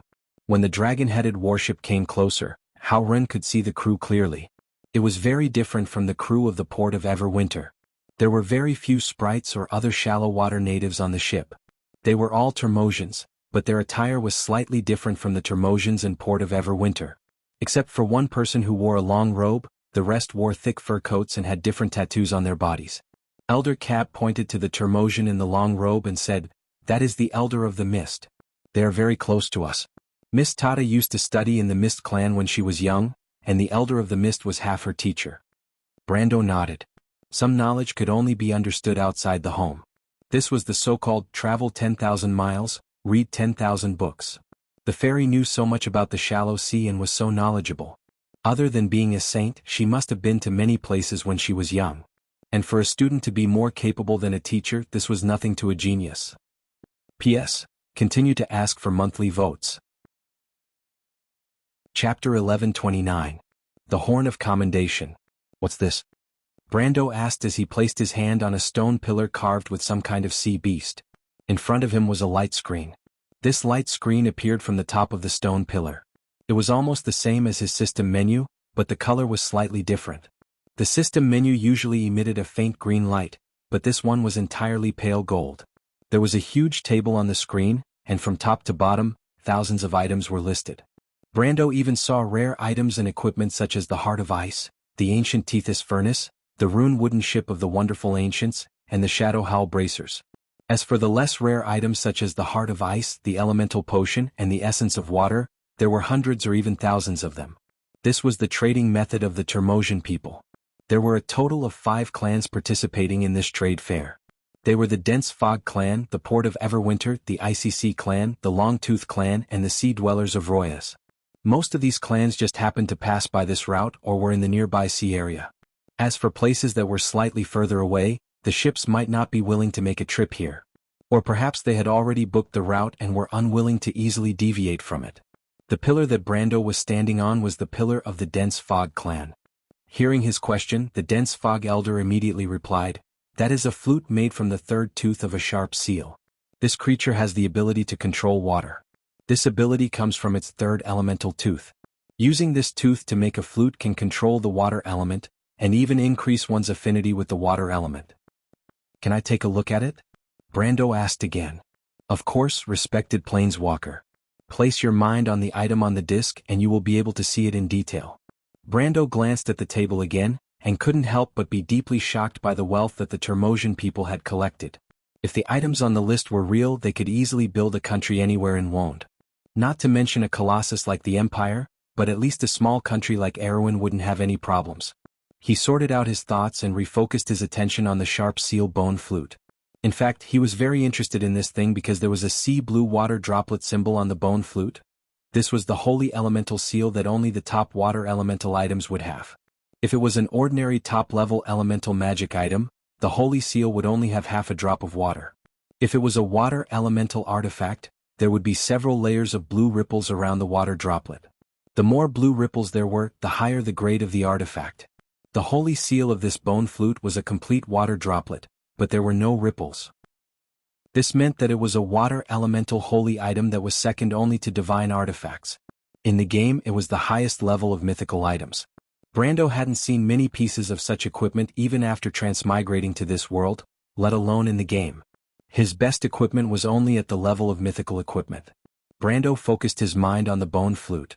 What appeared was not the illusion of the sharp seal bone flute, but as he expected, a familiar menu popped up in the system. Heaven's Order, Hofward's Horn of Commendation, Mythical A+, Defense +1, Bloodline +47, Willpower +35, Perception +22. Hofward's Golden Wine. When the wearer uses elemental power, Hofward's Valkyrie will collect golden liquid and store it in the horn. The wearer can raise the horn and drink the golden wine. Each sip of the wine will restore 35% of HP and increase strength by 12%. Lasts for 15 minutes. The horn can store 10 sips of wine. Full calcification. The wearer is blessed by the ancient Valkyrie. His skin and muscles are as tough as rocks. The wearer gains 25% physical damage immunity. Elemental affinity. Wind and water surround you. Water and air elemental affinity +10, fire and earth elemental affinity -5. There was a small poem engraved on the horn. Fathers God chose from the crowd, that was a soldier who drank freely and was brave and fearless. He and they, thunder and lightning, rode the wind and broke the waves. The ship floated at the bottom of the whirlpool, and on the waves, the warriors poured their cups and sang, "Pour the sweet wine into it." That was a soldier who drank generously and was brave and fearless. They brought back glittering gold and silver and jewels, asleep in the land of dreams, under Hofward's tree, the Valkyrie's commendation. Brando was shocked by the attributes. A plus mythical item. This was the highest level of mythical items. It was only a step away from being a demigod item. In fact, in the Amber Sword, there was no real difference between its price and the lowest demigod item. He finally calmed down and couldn't help but ask, "Is this also for exchange?" "You are free to choose any item on the disc, esteemed Sir Planeswalker," the Elder of the Mist replied. Brando glanced at the list again and saw that there were a few demigod items on the list. He couldn't help but feel a little dry in his throat. "What about the price?" he asked dryly. He had to admit that this horn was very tempting, but he also understood that such equipment was also extremely precious in the past game. The more precious they were, the more the price was close to an astronomical figure in offline transactions. He was already a planeswalker, the Count of Erewhon, the Lord of Valhalla, but at this time he couldn't help but feel a little embarrassed. He didn't have many resources at his disposal, at least he thought so. "Master, look behind you." The Elder of the Mist didn't seem to be worried about Brando's ability to pay at all. He pointed behind him and replied, Brando's eyes followed the short and thick finger to the back of the list. Light EP, water EP, and 5 wealth EP? Wait, does that mean that this horn requires 10 EP and 5 wealth EP? His tone was a little hurried, which made the Elder of the Mist a little uneasy. The latter hesitated for a moment before answering, "My Lord Planeswalker, do you think this price is too high?" "It's like this, I think this price can be adjusted. You know, according to what you said, this was the price that we set when we last traded with the Planeswalkers almost 1,000 years ago. It has been so long since the last trade, we may not be too familiar with the market." "No, I mean."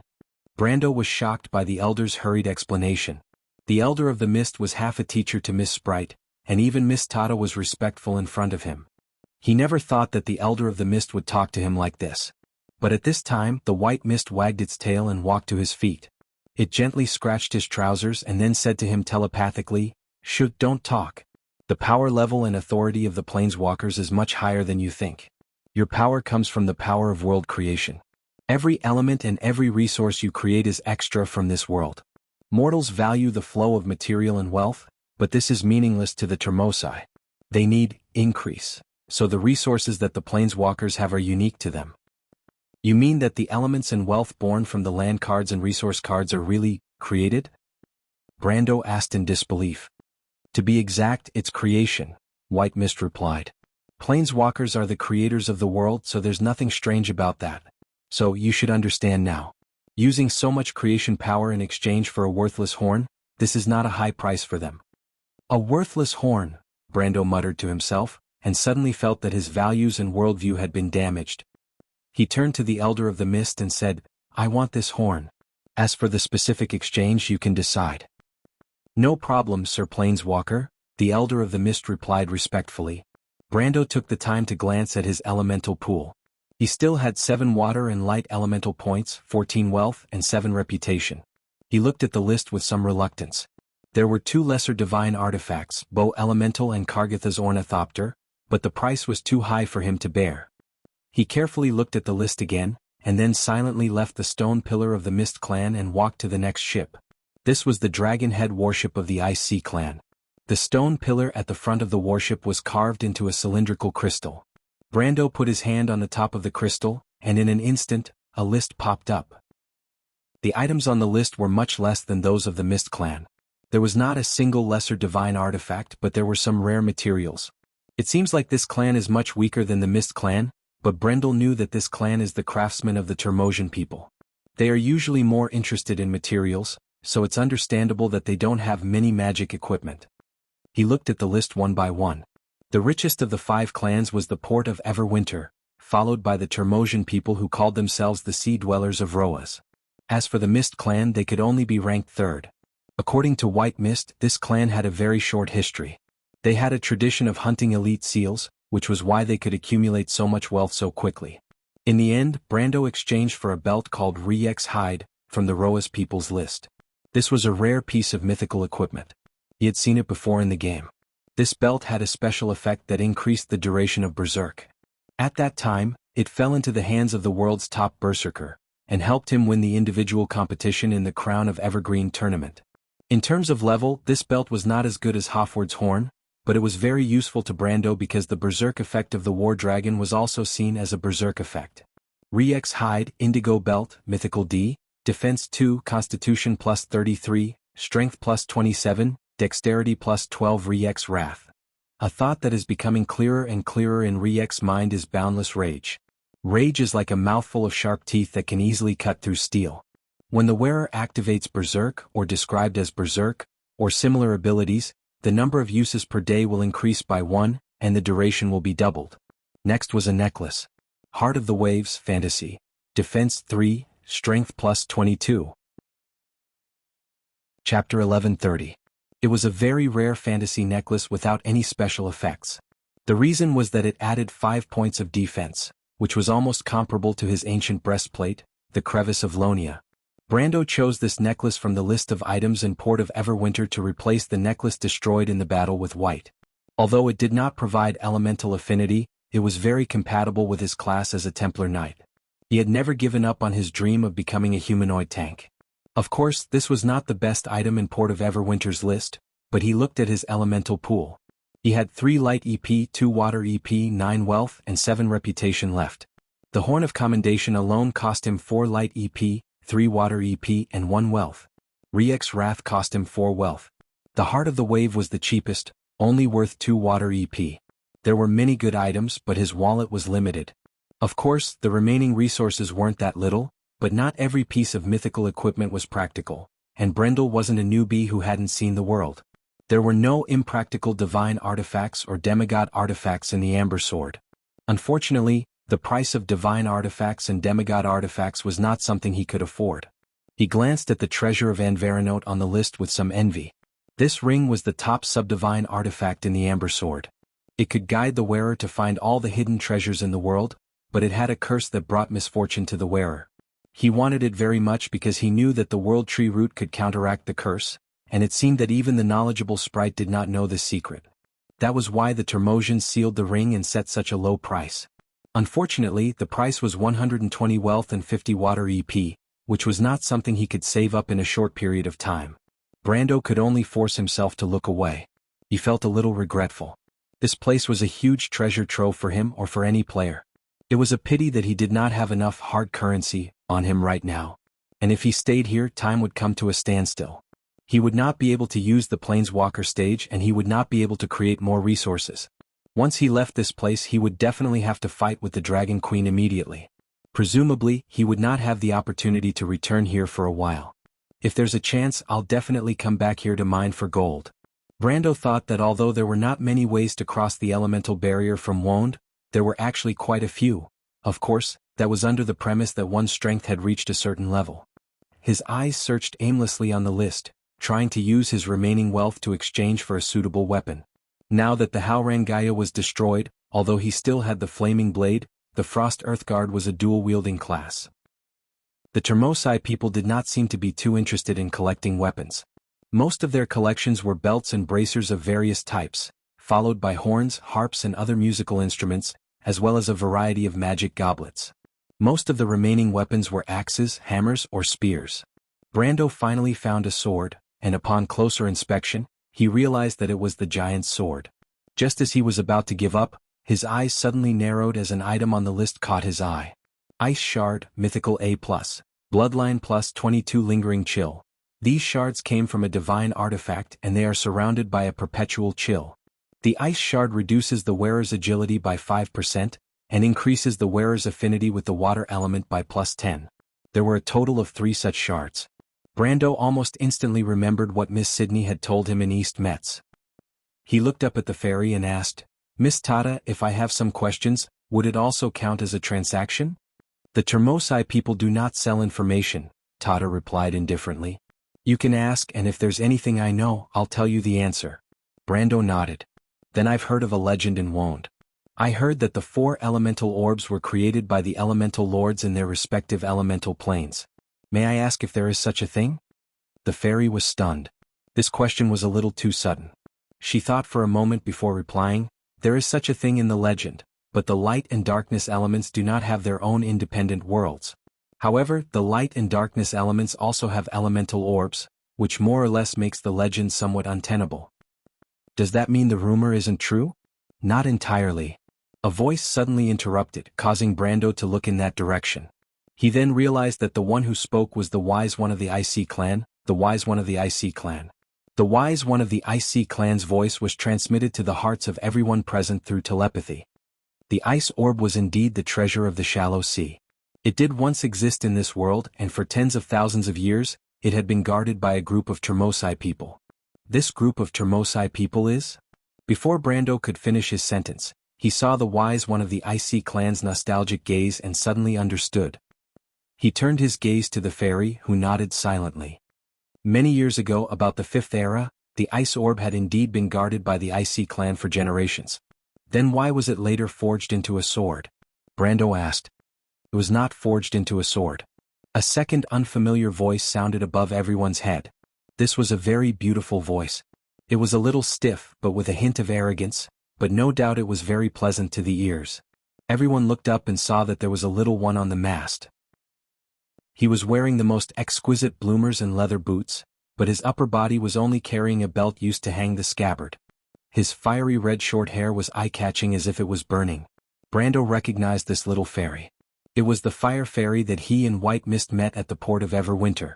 White Mist had also speculated that the fairy had the bloodline of the fire elementals. It was not forged into a sword, the fire fairy answered seriously, it was made into a scepter. In fact, the 7 elemental orbs were all forged into scepters. They are the 7 keys, the bronze keys. Who are you? White Mist looked up and stared at the fairy with some vigilance. She showed her sharp teeth and said, "When did you get here?" "He is Lute Flinders Morningstar." Fias sat on top of Brando's head and replied. "How did you know?" Brando asked. He then put his hand on his forehead and realized that he had asked a stupid question again. "I don't know. I just know."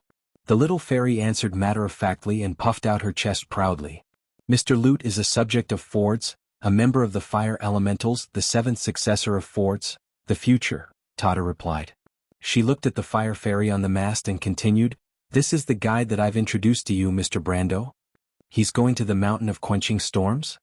Brando pointed at the little one in the air and asked, "I'm going to look for the scepter of fire." Lute looked at the black scabbard on Brando's back, the scabbard that Brando had made for the flaming blade, and his eyes were very gentle and kind. "To prove that I have the ability to succeed the protector. Although Mr. Lute is only 237 years old this year, he is already the strongest sword saint among the fire elementals," Tata added in a low voice. Although they were only 237 years old, the short lifespan of fairies was only in comparison to the near-eternal lifespan of other elemental lifeforms. Compared to the weak iron citizens like humans, their lifespans were naturally longer than one could imagine. However, there was no doubt that the learning ability and potential of humans were the best in Wond. Here, Brando, who was not even 22 years old, was already a first-class sword saint and was already half a step into the supreme realm was enough to prove it. Therefore Brando did not feel inferior. He nodded. "So you want to come with us?" "I'm the one who will take you there," Lute corrected him seriously. "Blessed by the flaming blade, I'm happy to travel with you. You are the will of the golden flame. We will get along very well." However, he looked at White Mist and shook his head. "But I don't like your pet. She's too cold. And your servant, she's a little stupid. I don't like people who are too slow. It's hard to communicate with them." "I'm not a pet, servant." White Mist and Faya jumped up at the same time. The latter was just retorting, but the former had already lowered her body, showing her white teeth and whining. There was no doubt that this meant something, but Lute did not seem to notice. He sat back on the mast and said to Brando, "Blessed by the flaming blade, I know a lot about the 7 elemental orbs. Is there anything you want to ask?" Brando's scalp was a little numb. He looked at White Mist, whose fur was all standing up, and then looked at the serious fire fairy. He felt that the guide that the fairy had found for him was not that suitable. "Lady White Mist, calm down," he whispered with cold sweat on his forehead. "He's just a child. You are the ancient sorcerer saint. You can't lower yourself to his level." However, what broke Brando's heart was that at this time, the little one on the mast said seriously again, "Mr. Brando, I want to correct you. I'm already an adult. I can be responsible for my own actions and words. I'm not a child. Also, blessed by the flaming blade, under the witness of the golden flame, you and I, as subjects of Forsyth, have a telepathic connection with each other. So, you can use telepathy to communicate with me?" He thought for a moment and added seriously, "I'm not saying this to warn you, blessed by the flaming blade. I just want to tell you that in the future, if you want to keep secrets from me, it's better to use whispers." "Very well, you'd better be responsible for your words." Brando heard a low roar and saw a cold blade shooting towards the fire fairy. It was as fast as lightning. P.S. Today's 2 chapters are available. Please vote for me, students. Chapter 1131. Crack. The gleaming ice blade hit the mast with a gust of wind, causing ice and wood chips to explode all over the place. But Root's reaction was also very fast.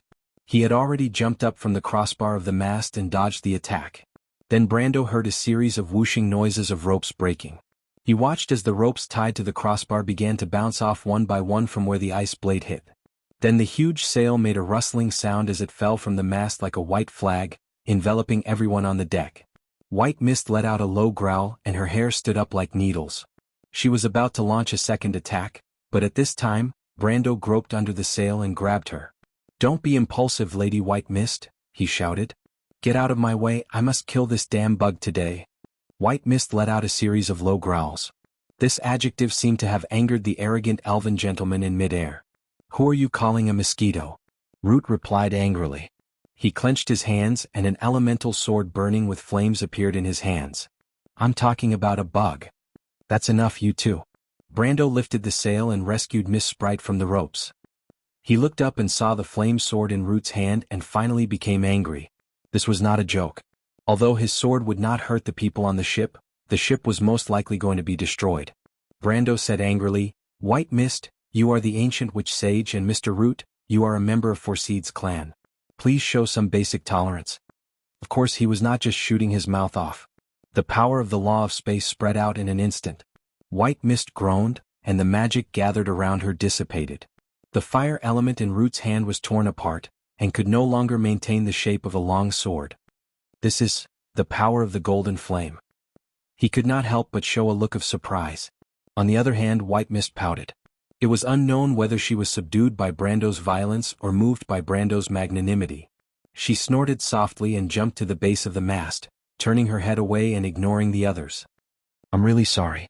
Brando finally had the time to apologize to Miss Fairy. The latter's hair was a little messy, but she just calmly tidied it up. Then she glanced at Brando, shook her head and replied, "It's okay." Soon, the other Termosians climbed out from under the sails. In response to Brando's apology, most of the wise men from the various ships shook their heads, indicating that they did not mind. Only the sea folk of Roa seemed slightly displeased, because the ship was their ship, but they did not show it.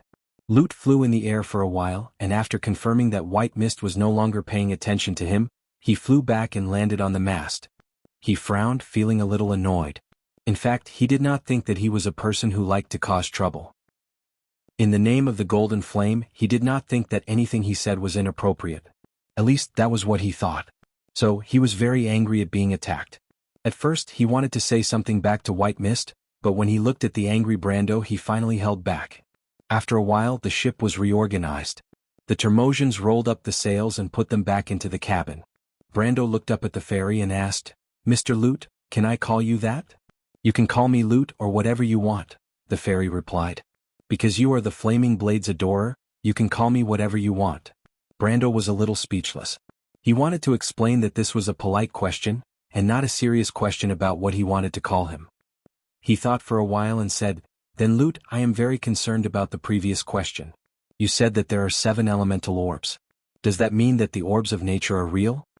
In fact, ever since Sydney told him the meaning of the elemental orbs in East Metz, he had been very interested in this topic. The power of the flame orb and the darkness orb in his body had shown an extremely high level of power in the battle with Rushta. He suspected that this power might be related to the legendary existential power, or even the method to create a perfect body for the Iron Folk. But unfortunately, ever since he felt the power of the flame orb in the Cold Dew Manor, Oderfeis will seem to have fallen into a deep sleep again. No matter how he tried, he could not activate it at all. Apart from being able to use the Flaming Blade's power, he could no longer feel the existence of the flame orb in his body. So now he urgently wanted to know everything related to it. In response to Brando's question, Lute nodded and said, "Because it was never a legend." Brando nodded and did not question it. He also did not ask the question of where the orbs of nature were born if there were no natural planes in this world. After all, such a question was even more nonsensical than asking fairies why they knew the names of their own kind. Although there were only 4 worlds within the elemental barrier, the mountain of ceasing storms, the stone pivot, the scorching river, and the shallow sea, light, darkness, and other natural elements all had their own places of abundance. In those worlds where the 3 elements originated, there was nothing strange about the existence and birth of the nature orb. "You said that they are keys?" Brando asked again, "But I have never heard of this before. What kind of keys are they, Lute?" "This is related to a secret. If it is not convenient," Brando quickly said, "we can skip this topic." "No," the sprite shook her head seriously, "I mean, although this is a secret, if Mr. Brando wants to know, I will tell you." "Why do you say that?" Brando was a little puzzled. He always felt that this sprite was inexplicably close to him. When he used the power of law to interrupt the sprite's spell, he felt that the sprite's power level was not much lower than his, but she was unusually obedient. Lute thought for a moment before replying, "It's probably because you're the Flaming Blade's adorer. I feel like I can't hide anything from you. The Scepter of Fire, Oderfeis, is the supreme object of the fire elemental realm. Although I still don't know if you've inherited the ability of the golden flame, I'll test you. Brando had a good impression of the sprite just now, but now he was a little dumbfounded by the word test. He smiled bitterly and said, "All right, as you wish. Then please continue to talk about the 7 orbs or the scepter. I have heard of something similar, but I am not as sure as you are." "Those are the 7 scepters," Lute answered with certainty. His voice was like singing a light song, just like the common characteristic of the fairies. "And they are not just scepters but keys. They are called bronze keys in the Pale poem." Brando recalled the name Bronze Keys and he quickly remembered a legend. It was part of the legends of the Highlanders, called the Epic of Arken by the Mortals, and it told the story of a mortal hero. This hero was not famous in Wond, but he was the greatest hero of the Highlanders, because he was the first king of the Highlanders. Legend said that he opened the treasure of the Latch of Wa, the treasure of the mountains, and used his extraordinary wealth to build the Highlanders' kingdom. Most of the Highlanders of this era passed down the memories of that era. Even Scarlet, who was a Highlander far away from her homeland, was no exception. In that history, the glorious kingdom was destroyed by greed, and the hero eventually fell because of old age. Legend said that he was cursed by the gods, and sank into the ground with his treasure. In the long years that followed, the people of the Empire, the Highlanders, and even adventurers from other races went to search for the treasure of the Highlanders' king, but they all came up empty-handed. Brando clearly remembered that the epic mentioned the key used to open the door to the treasure, and it was described as follows: a rusty bronze key. Rust was verdigris, but the Pale poem often used metaphors to describe history, so it was often difficult to understand its meaning on the surface. The Pale poem said that it was the bronze key, and it was very likely that it was an indirect metaphor that it had some kind of secret connection with the word bronze. "Is it the Epic of Arken?" he asked. The fairy nodded. Brando suddenly understood. In his previous life, like most players, he had studied the Pale epic. After all, it was a huge book that completely recorded the endless secrets of Wond's history. Although the mortals only had fragments, it was still worth investing time in. He could now understand Lute's words so quickly because of this. "Those keys were only used to open Arken's treasure?" he asked again. This sounded a little ridiculous. Arken's epic was only a fragment of the Highlanders' history, and its level was obviously not as high as the level of the elemental scepter.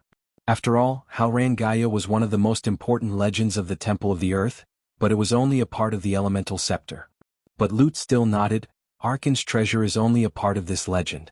He only got the black orb. "I see," Brando nodded. "Then what will happen if we collect all 7 keys?"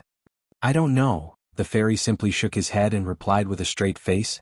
"There is only one legend, that the gods buried their secrets here. It is a door, and behind the door is the secret that will allow the gods to return to the world." Allow the gods to return to the world. Brando's heart tightened. Chapter 1132. Let the gods return to the world. Brando's heart tightened. If others understood this sentence, they might think it was a secret to return to the era of the gods. But it was different for the players. This was a slogan in the Amber Sword: let the gods return to the world, not to let the gods of Martha return to the earth, but to open a new era and let the mortals ascend to godhood. When the players could perfectly perfect the silver body, then the gods would return to the earth, but this time they would no longer be the gods of Martha, nor the genealogy of Tiamat, but the gods of mortals. Brando suddenly felt that he had grasped the secret, but before he could speak, Fyeth, who was sitting on his head, couldn't help but ask curiously, "But where is the door?" This question made Brendel so happy that he almost wanted to give it a big kiss. It was just too timely, so timely that he was worried that someone would see through his intentions. It was not that he was being cautious, but that it was so important that he had to keep it a secret. He did not forget the tragedy of the Slate War, where the wizards put down all their reservations in order to compete for the ultimate secret of the world. But this time Lute still shook his head. "Maybe no one knows." "No one knows?" Fyeth was a little disappointed. "That's boring." History itself is serious. Lute felt that his authority was questioned and frowned. He said loudly, "And it's not that there are no clues, at least I know someone who knows this secret. A Myrna man named Odin, but he died a long time ago." "Isn't he still dead?" Fyeth curled her lips. But Brando interrupted her and said, "The Dark Dragon?" Lute was very annoyed that the damn ice sprite went against him, and he replied angrily, "It's him. Not only do I know that he kept this secret, but I also know that he gave the secret to another person before he died." He continued, "Although I don't know who that person is, I know that he was a mortal who built an empire on the ground. Later on, this mortal died, and before he died he passed this secret to one of his trusted subordinates. This person must be one of the 4 sages, and it can't be Eloranta, Brando muttered. He then asked, what's the name of the empire, Fanzan or Saint Tassel? Or Cruz? I don't know, but I know that this empire is related to the relatives of the fire elementals. That's Cruz. Brando immediately made a judgment. Lute, how do you know these secrets? This knowledge has been in my memory since I was born. We fairies pass on our knowledge in this way. If we know something, we know it. If we don't, we don't. If you ask me how I know, I can't tell you, but I know my memory won't lie to me, Lute explained seriously. Bloodline inheritance, Brando understood. He asked again, what happened after that? Do you know who that subordinate is? I know this because the previous protector of Fords once summoned him. That human is called Venter. That was the first generation of the kindred knight. It is rumored that he disappeared, and his inheritance is incomplete in the Empire. A voice came from another ship. Brando turned around and saw Endesha appear in that direction. He frowned. He did not like this woman and did not want her to know these secrets. You can go below the cabin, he said to Endesha. Lady Endesha, when we reach the mountain of ceasing storms, I will inform you. You don't have to worry that I will leave you behind, I still need you. This was an obvious threat, and Endesha also heard it. She gritted her teeth. But this time she did not compromise. She stood there and said, you will need me soon, Count. You had better let me stay. Brando looked at her silently and did not insist. He asked, and then Lute? Lute only looked at Endesha for a moment before he looked away in disinterest. He continued, I only know that after 4 elemental eras, this person's descendant left the Empire with this secret. 1 elemental era was 150 years. Brando silently calculated the time and suddenly asked, where did this person go? I don't know. What about the direction? Lute shook his head. Brando frowned, but Endesha continued, he went to Erewhon. Brando suddenly turned around and looked at the woman. He went to Erewhon, Endesha continued. At that time that place was not called Erewhon. Erewhon is a foreign word in the Cruz language. At that time that place was called Valhalla, which is a word used by the mountain people. It means the resting place of heroes. Erewhon, the wise sage of the frozen sea of the Termosian people, ruminated over this word and suddenly said, I think I've heard this word somewhere. It's not a noun, Miss Tata shook her head. It's an adjective that means solemn and sacred.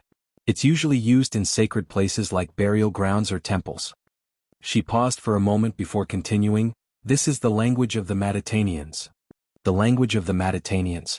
Brando subconsciously repeated. It is indeed the language of the Matatanians. They were the first generation of planeswalkers in Wond. The pixie lady confirmed. Although I've never come into contact with these great entities, I have memories of their language and knowledge, the language of the Matatanians, the language of the planeswalkers. Brando repeated. He could only feel his heart pounding.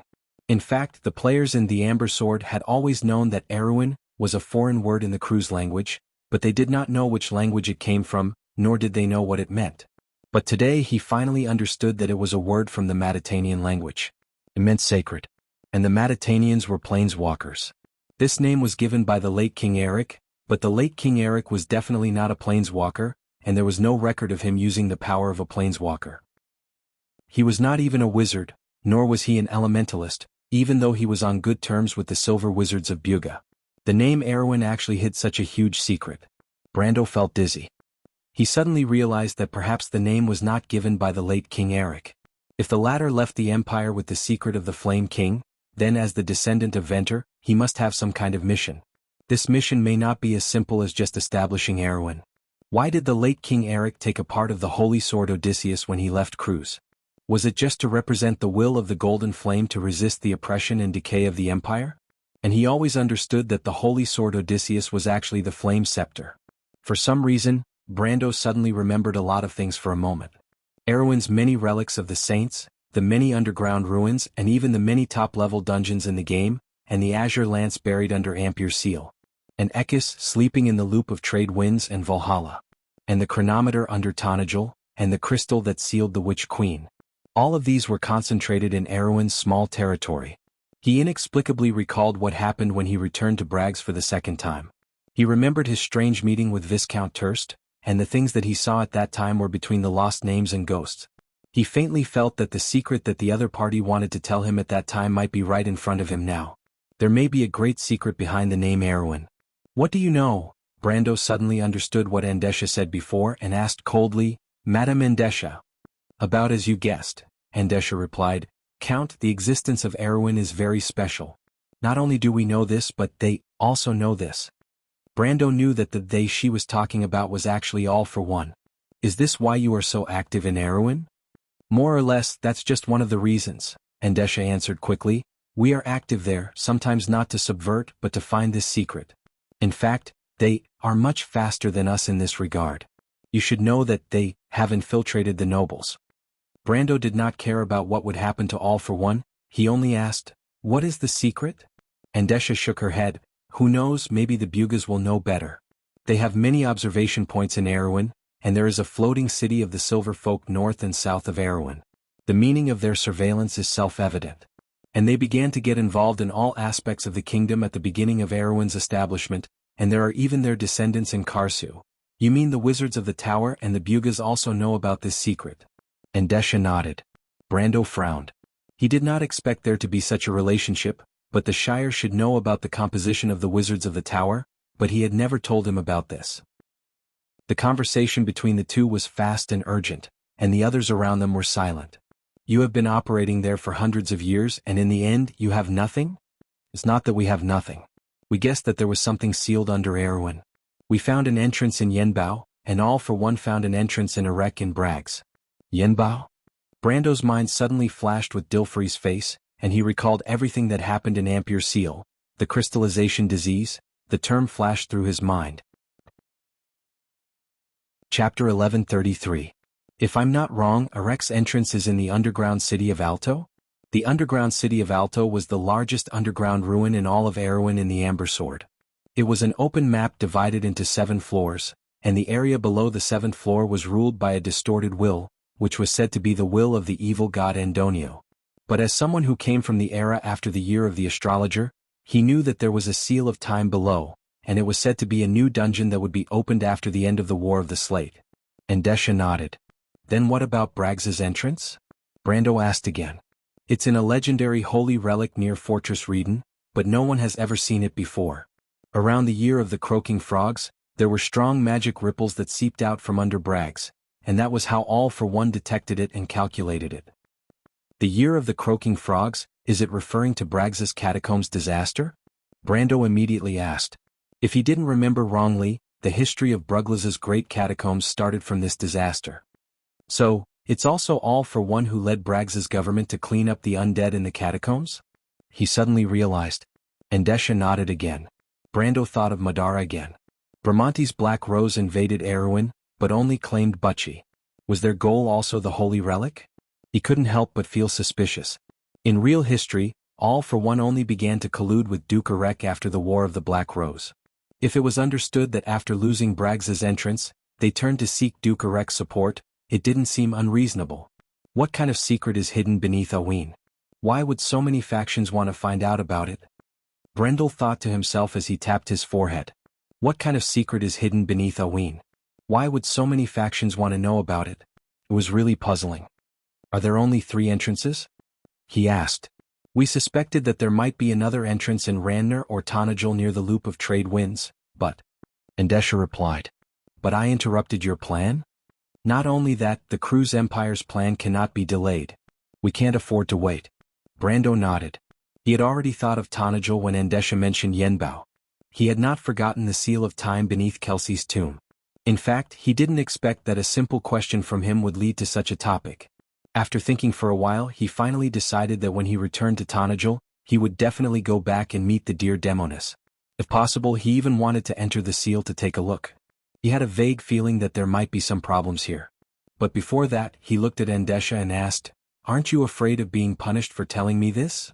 We thought that you knew, Andesha replied without changing her expression. But I don't know, Brando replied. There's no benefit for you to tell me this now, is there? Andesha's gaze shifted to white mist. She hesitated for a while, then retracted her gaze and replied, I have a few questions. Brando looked at her warily, taking in all her small movements. He replied, Is this what you want in exchange? I can guarantee that my questions will not harm your interests, Count Endesha. I can't guarantee that, Brando shook his head. Do you still think that you're trustworthy, Endesha? You should know better than me what kind of organization the tree herders are. That's why I took the initiative to tell you this, Endesha replied. I believe in your character, Count Endesha. White Mist suddenly turned around and asked, You want to know about the Ring of Ashes? Endesha was slightly startled. She looked at the ancient witch's spirit with some hesitation, but she nodded in the end. Agree to her request, Brando? You mean Lady White Mist? I agree to this exchange, and I also have some questions for her. I hope that you can listen to them. White Mist said. I agree. Endesha hurriedly replied as if she was afraid that White Mist would go back on her words. Brando looked at her suspiciously. He did not know what this cunning woman was up to, but he believed in White Mist's thousands of years of experience and nodded.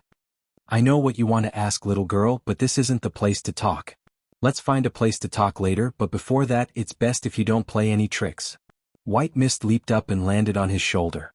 She raised her prismatic eyes to look at the Rotten Lord and said, I know what you want to ask, little girl, but this isn't the place to talk.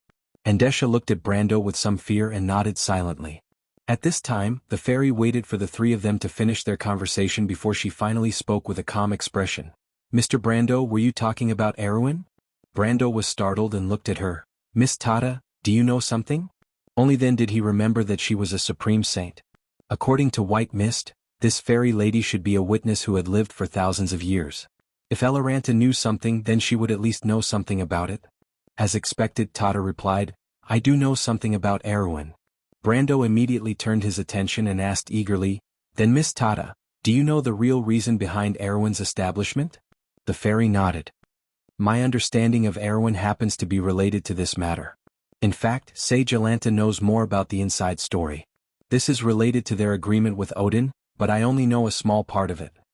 She continued, because when this kingdom was established, it was also an important event worth recording in the shallow seas. Behind the establishment of this kingdom, there was at least the support of the Holy Cathedral of Fire, the Holy Cathedral of Wind, and the Bugas. The Holy Cathedral of Fire. Mr. Brando is a subject of Erwin and should know the history of this kingdom better than I do. At the beginning of its establishment, the war with the Crews was actually a war between Erwin and the Crews royal family. If the nobles of Crews had the full support of the Holy Cathedral, it would obviously be much more difficult for Erwin to gain an independent status. Brando nodded. At that time, Erwin led the rebellious people of Erwin out of the empire with the belief of the Flame King and established a kingdom in the Black Forest. In essence, he challenged the majesty of the Crews royal family. Not to mention, he also took away the fragments of Oderfeis. So the war between Crews and Erwin was ultimately led by the royal family.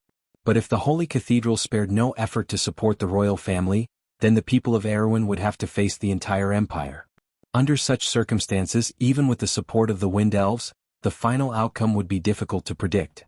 The Holy Cathedral of Wind and the Holy Cathedral of Fire could only be said to be equal in power, but the ancestors and nobles of Erwin were far from the power of the nobles of the empire. And the inaction of the Holy Cathedral at that time had already explained everything in itself. Brando had never thought about this before. In fact, there was no need to think about it because this period of history had little to do with the players. But now that Tata mentioned it, he immediately understood. Seeing that he understood what she meant, Tata continued, the Holy Cathedral of Fire made their stance clear, the Wind Elves spared no effort to stand on the side of Erwin, and with the secret help of the Bugas, Erwin was able to be established. But why did they do that? When the Empire lost the war, shouldn't it be the prestige of the Holy Cathedral that was damaged? Faya asked again with a puzzled look. For a lady of the fairies, she did not care about the atmosphere or the occasion. If she was curious, she would ask. This was their etiquette. At this time, Brando understood. Without waiting for Tata to answer, he took the initiative to explain. So after the war, Erwin was still a country that believed in the path of the Golden Flames and did not lean towards the faith of Saint Tassel. I have been neglecting this point. Is this some kind of compromise, Miss Tata? Tata shook her head. I don't know much about human politics. Maybe it is. But I don't quite understand, Brando interrupted. What is the motive of the Holy Cathedral of Fire? It is to bring the holy sword Oderfeis out of Crews, Tata replied with certainty. To bring the holy sword Oderfeis out of Crews? What? Because before Lord Odin died, he told the four wise ones that the mortal kingdom would eventually decay and fall, and history would repeat itself. He could not see the hope that Martha spoke of in the Black Iron generation. Tada replied calmly, "For this reason the 4 wise ones made a sacred oath to keep the hope and faith of the civilized world. The dragons and the Bugas also witnessed this oath as participants, and have been carefully upholding the terms of the oath for thousands of years." "Is this what he promised you?" White Mist suddenly stood on Brando's shoulder and asked. The fairy nodded. Lord Odin knew that the defeat of the Myrnas could not be reversed. After all, the root of the disaster had already been planted, and the war started by the 4 wise ones was not as unjust as the Silver Queen imagined. Lord Odin could see this future, so he compromised with the 4 wise ones, and he also knew that the Black Iron people would one day embark on the same path. Chapter 1134. Because the fall of mortals is almost inevitable. White Mist continued, "The Black Dwarves are creatures that fell into the mortal world. That's why they are so heavily influenced by the dark magic. The weak and powerless mortals are the most ambitious and greedy among the descendants of the gods. The numerous holy wars in their history and the change of power in the kingdoms built by the 4 sages all prove this." The sprite nodded. "What is he worried about? The descent of the Twilight Dragon? Why is he in such a hurry to find someone to inherit his path?" White Mist asked. "But civilization has existed for 6 eras, and we even achieved a rare victory in the last war. Why is he in such a hurry?" "I don't know," Tada replied. "Maybe it has something to do with the war outside the elemental barrier, or maybe it has something to do with Lady Martha's oracle. Like the other sages, Alanta and I are actually very clear about the problems that mortal civilization may face, so we agreed with Lord Odin to become the Holy One and stay to inherit his path." Brando silently listened to the conversation between the two before asking, "Is the Flame King also a Holy One?" "Lord Flame King is not," Tada replied. "Among the 4 sages only Lord Alanta stayed to protect the world they created, but Lord Gretel understood that the Holy One only existed to deal with the enemies outside the elemental barrier, and the civilized world must ultimately rely on itself.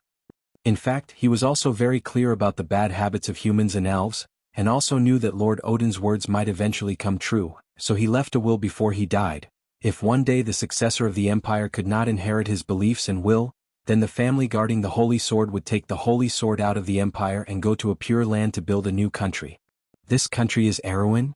Tada nodded. "But Erwin can't escape the cycle of the mortal world, can he?" Brando even recalled Erwin in The Amber Sword. The once glorious kingdom was even reduced to ashes under the ravages of the undead. On the surface, it looked like it had fallen into the hands of foreign enemies, but in reality, it had also fallen into the corruption of the nobles within the kingdom. In this era where elite politics dominated everything, the elite nobles were often the first to fall into self-destruction, causing the entire kingdom to be on the verge of collapse. In this case, wouldn't the Flame King's efforts be in vain? He might be able to lead Erwin's glory for hundreds of years, but the faith of the Golden Flame would one day be covered in dust. History was undoubtedly the best annotation in The Amber Sword. But this time the sprite gently shook her head. "I don't think the Flame King simply wanted to continue the faith of Cruz in a new land. Erwin built the kingdom for the Holy Sword Odorfice, and the Lionheart Sword that sealed its soul is its faith. The kingdom will fall, but this sword will stand on this land. What's the difference? Odorfice stays in the Cruz Empire, and it won't be harmed in the slightest." "The difference is the land." Tada corrected him, "This land is special. Not only the Holy Sword Odorfice, but also the Halran Gaia, the Frost Chant Sinna, and the Azure Lance.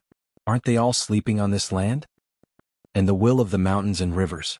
Brando thought and added silently, "So what's so special about this land?" he asked again. The sprite looked at him and did not answer the question. But Brando understood what she meant. "You don't know either, Miss Tada?" he asked. "Indeed. Perhaps," Tada said. "I only know that Lord Odin has entrusted this secret to a group of reclusive silver folk. Maybe you'll have a chance to get the answer to this question from this group of silver folk in the future." The reclusive silver folk. This sentence could only make Brando think of a name, and that was the Silver Elves. Shortly after the War of the Holy Saints, they suddenly escaped into the mountains and forests. He asked carefully, "Are they the Silver Elves?" This time he got an affirmative answer. Brando felt a little thirsty. He did not expect this secret to involve the Bugas and the Silver Folk. All the abnormalities of these two Silver Folk after the war seemed to have a reasonable explanation. It was just that he did not know the explanation yet. He seemed to see a huge ice floe floating on the surface of the water. When he thought he knew enough, he found that it was only the tip of the iceberg. He finally calmed down but felt that the answers to all the puzzles seemed to have finally come back to the original point. Originally, he just wanted to find the door to the true perfect body through the secret of the seven-element scepter, but now it was obviously a little beyond Brando's expectations. He found that the holy sword Odorfice, the sword of the earth, the frost chant Sinna, and the mountains and rivers seemed to have some inexplicable connection with Erewhon, his second homeland. Perhaps it was more than that. Because he also knew that not only did Erewhon have the above holy objects, but the dark orb hidden in his body at the moment was also one of the components of the seven-element scepter. These components were inexplicably gathered in this small kingdom. What did this mean? Brando felt his mind in a mess. The answers to the questions that he thought were simple and clear suddenly seemed to have become a little complicated. It was as if he had vaguely grasped some of the questions, but they were scattered and independent, like fragments that were difficult to understand. He was silent for a while before he finally came back to his senses. In any case, this was not his main concern at the moment. The situation on the Roman side was still unclear, and there was still a dragon queen to deal with in Shirshu. Brando felt that he had to put other things aside and focus on the problem at hand. After all, if dusk came, no matter how big the secret behind the kingdom of Erewhon was, it would be meaningless. After figuring this out, he recovered from the previous shock and quickly sorted out his thoughts. He glanced at Miss Sprite and Lute and said with a dry mouth, "I have one last question about the scepter of the elements." "Just say it, Mr. Brando." Miss Sprite's emotions seemed to be unaffected by the previous conversation, and her voice was as calm as warm water. "As far as I know, the 7 scepters of the elements were lost on the earth, and most of them did not maintain a complete form. Among them, the scepter of the mountains was divided into 2 by Himalad and turned into 2 sacred artifacts of Gaia, Howran Gaia and the scepter of the mountains. The latter included the scepter and the orb, while the former was damaged thousands of years ago. Odorfice was also divided into 3.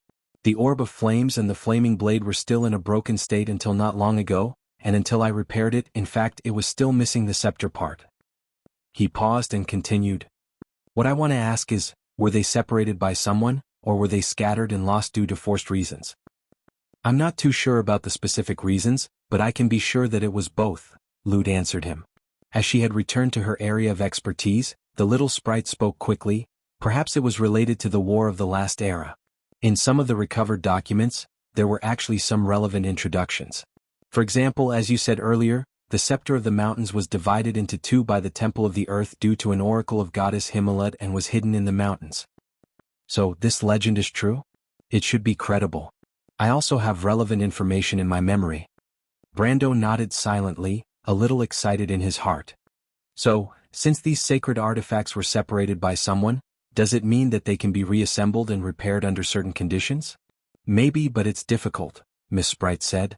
Mr. Brando, didn't you also repair the holy sword Odorfice? That being said, Brando actually did not want to hear the answer because repairing the holy sword Odorfice was not so much a repair, but a recasting. After he got the approval of the orb of flames and the golden flame, he recast the precepts of the sword. But this kind of thing was too illusory, and in the amber sword, there was a saying that the divine artifact and the player were compatible.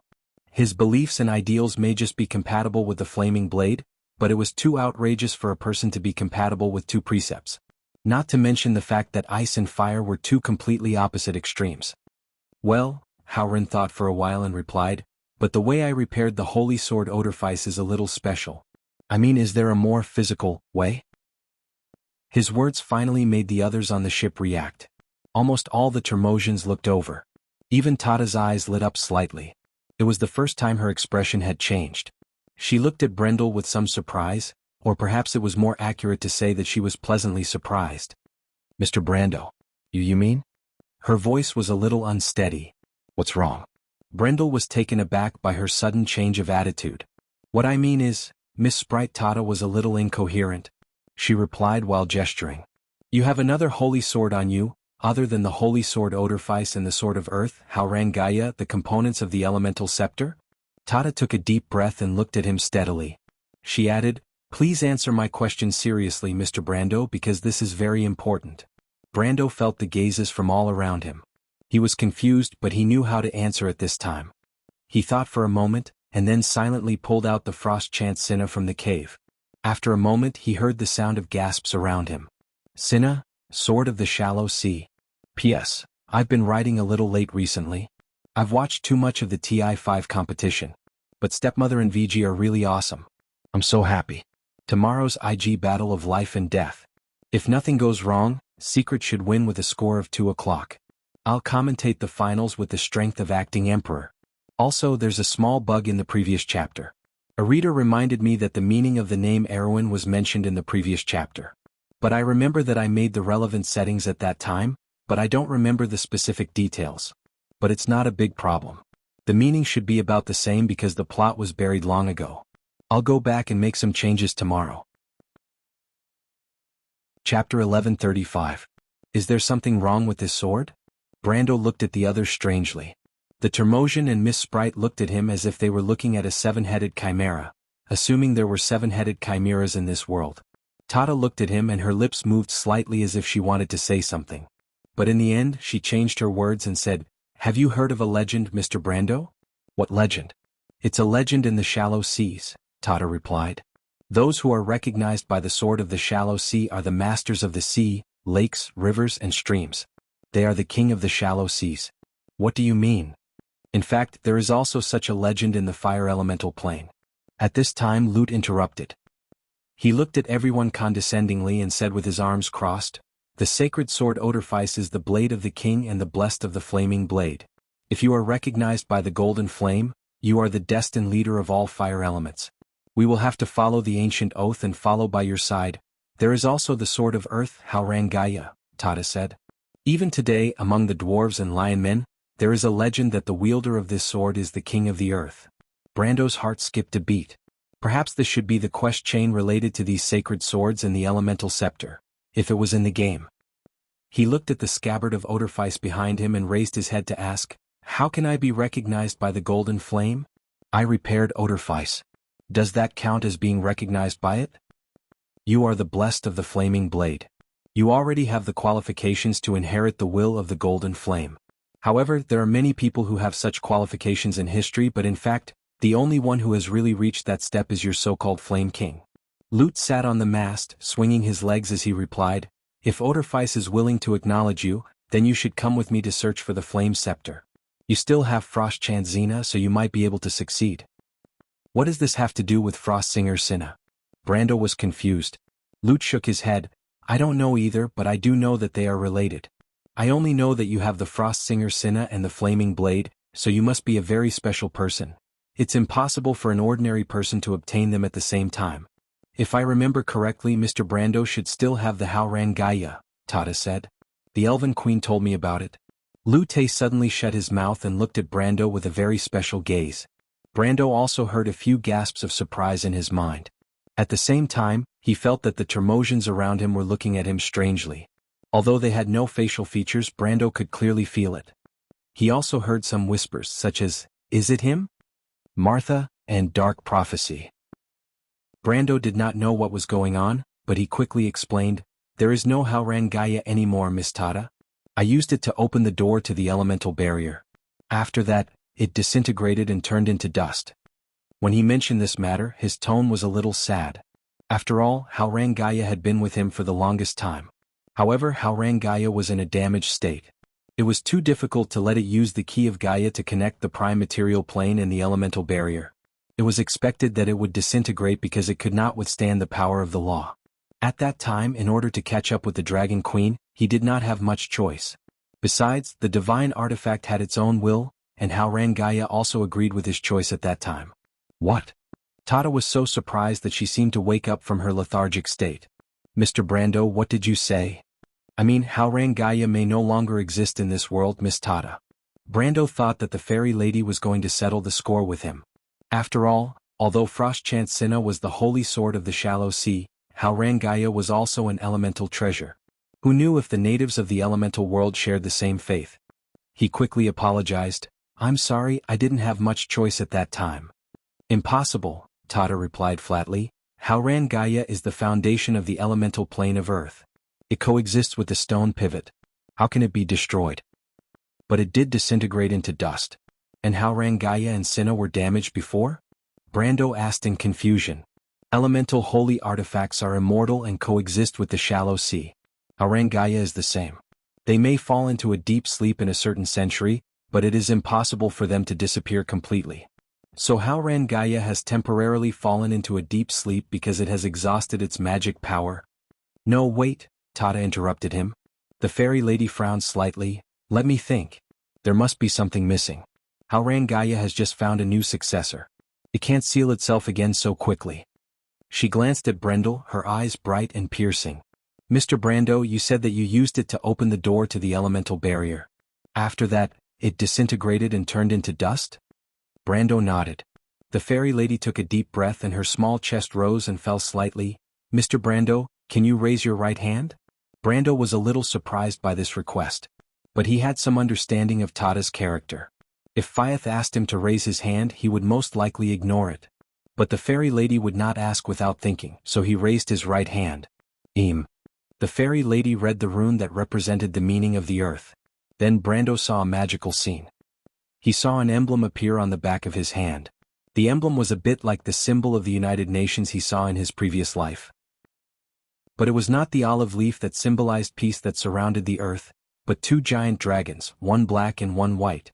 Brando knew the names of the two dragons. The white dragon was the incarnation of Martha, and the black dragon symbolized the dusk of chaos. They were opposite to each other, but they gave birth to everything in this world. Even if it was a world of order, it was still born from chaos. This was the symbol of Gaia.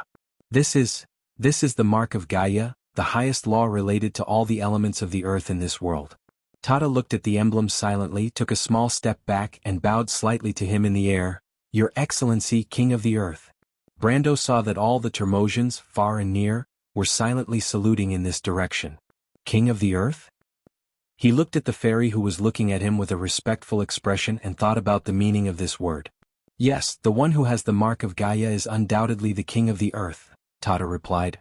The Howrang Gaia recognized you, so it opened the door to the elemental barrier for you? I think it did not send you to find the Dragon Queen, but to accept the trial. Trial? Yes, but it's a bit strange, Tata said to herself. How can the broken Howrang Gaia give full authority? Haven't the orb of the earth and the scepter been separated from it long ago? Brando was speechless when he heard the fairies muttering. Even if he was stupid, he should know what happened. The mountain's will was in his hands, and at that time, there was no doubt that Howrang Gaia had activated all the authority.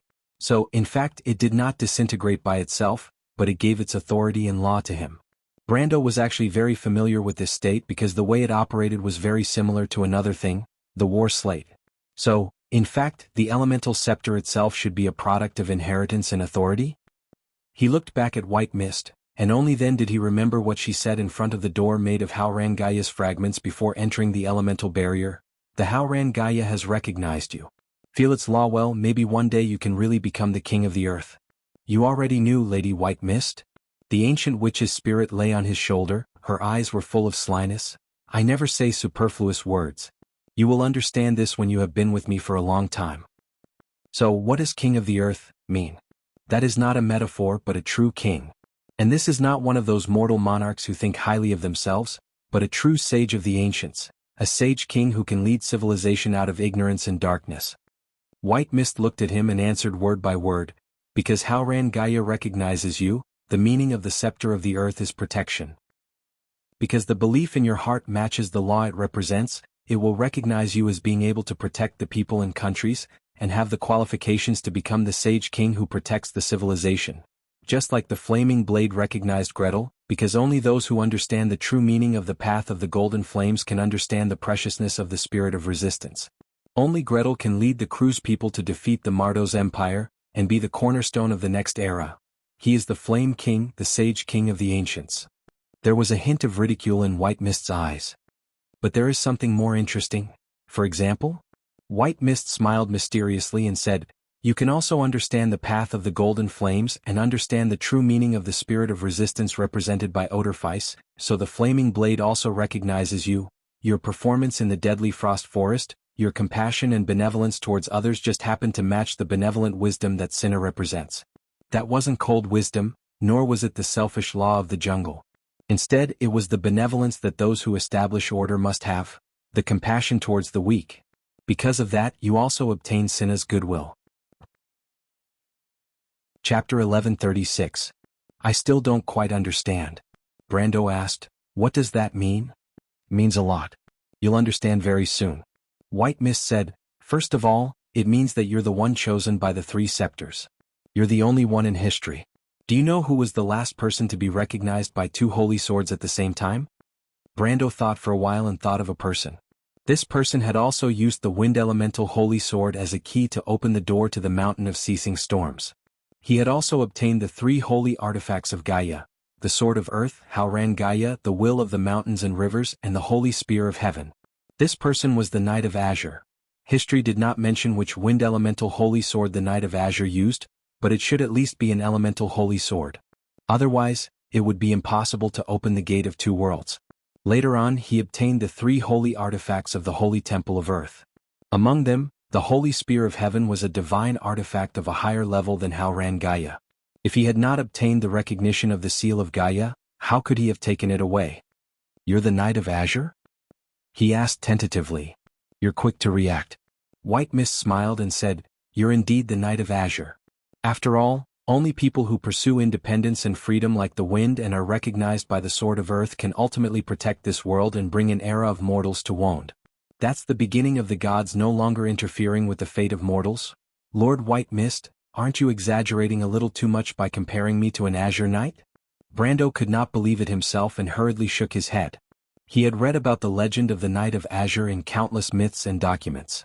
No matter which language or race's records it was, every time the Knight of Azure pierced through the sky, caused the stars to fall to the ground, and saved the entire world, the words were full of praise. As for himself, not to mention going up against the Twilight Dragon, it would be difficult for him to even go up against giants like the Empire and the Dragon Queen. The former was a hero who saved the entire world. He even sacrificed himself in the end to perish together with the Twilight Dragon. After the era of chaos, even the gods saw the light from the mortals, and began the era of light returning to the land, that lasted thousands of years, gradually passing the authority of the gods to the people of gold and silver. From then on, the people born as warriors and craftsmen could finally dictate their own destiny. Thousands of years later, even the most insignificant mortals had won their freedom. Wound was no longer the world of God. Instead, it was an ordinary world that belonged to every one of its people. Brando himself was a member of this large and ordinary group. Other than changing the fate of a small kingdom at the border of the civilized world, he was a nobody, the most ordinary noble lord under the rule of the Holy Cathedral of Fire, the Count of Tanajil and Ranner. There were countless such people in the entire empire, not to mention the continent of Wound that included Fanzin, Saint Tassol, Hazel, and Elanta. If someone said that such a count could stand shoulder to shoulder with the Knight of Azure, even if Brando had already made a name for himself in Cruz, he would probably be laughed at. But White Mist seemed to be a little unconcerned with his performance. She shook her head and did not say much. She only asked, Brando, let me ask you a question. When the twilight comes, when the lives of everyone around you are threatened, will you stand up? Brando was stunned. The first thing he thought of was why the twilight would come. It was still the end of the year of the sword, but he suddenly froze because he thought of the Roman, the Dragon Queen, and all the mess at the moment. It seemed that, inadvertently, history had changed beyond recognition. The skeletons of Madara did not even have time to launch the Second War of the Black Roses, Brando did not know the situation in Erewhon, and the twilight seemed to have crossed several versions, and arrived in front of the world. This was not a joke, nor was it a warning, but a fact that was happening in the world of elements. If he could not stop the Dragon Queen, then the twilight would definitely come to this world. Regardless of whether the former could really fulfill the wish of the tree herders and kill the Twilight Dragon in one fell swoop, at least no matter how she succeeded or failed, the Roman would not be spared. White Mist's question seemed to have asked the deepest part of his heart. Will you stand up for me? Thinking of this, Brando found it hard not to ask himself, how can I not stand up? Why did I come here? Perhaps White Mist had already seen through this point. He could not retreat. If he retreated, perhaps he should have silently turned around when he was in Fortress Reedon and Abes. Then he would not have been able to see the hope in the eyes of the refugees in Bucci, the mercenaries in Abes, and the clear and pure eyes of Sifrid. There was only one word that could describe it. And that was trust. People could betray things, but they could not betray themselves. That was why Brando found that he could easily come up with such an answer, as if it was a matter of course. He had to stand up. Before everyone else. Just like he had once promised her. He regained his senses and saw White Mist's dark eyes looking at him with a hint of a smile, Have you thought it through? Not everyone is born a hero. Only naive children will clamor to be the savior of the world all day long. However, the world of adults is bound by heavier responsibilities. This is your duty and also your responsibility. When that moment comes, you have to make a choice. The three holy swords chose you because they trust you. This is also a kind of recognition, and it is the same for us. White mist moved from his left shoulder to his right shoulder and swept her long tail across his neck, causing Brando to shrink back. She said, Go and talk to the fairy. You should understand now why the Roman's aunt would rather give up hope and let you leave this place. It is because you are so important to everyone. She loves the Roman very much, but she knows that the Roman loves you in this world more. What should I talk to them about? Brendel looked at Tata. After she asked him a few questions, she flew to the top of a mast and discussed with Lute for a long time with a serious expression. The two of them seemed to have reached an agreement and flew down together towards Brendel. Go and talk about what you should do. This is the real reason why Halangia sent you here.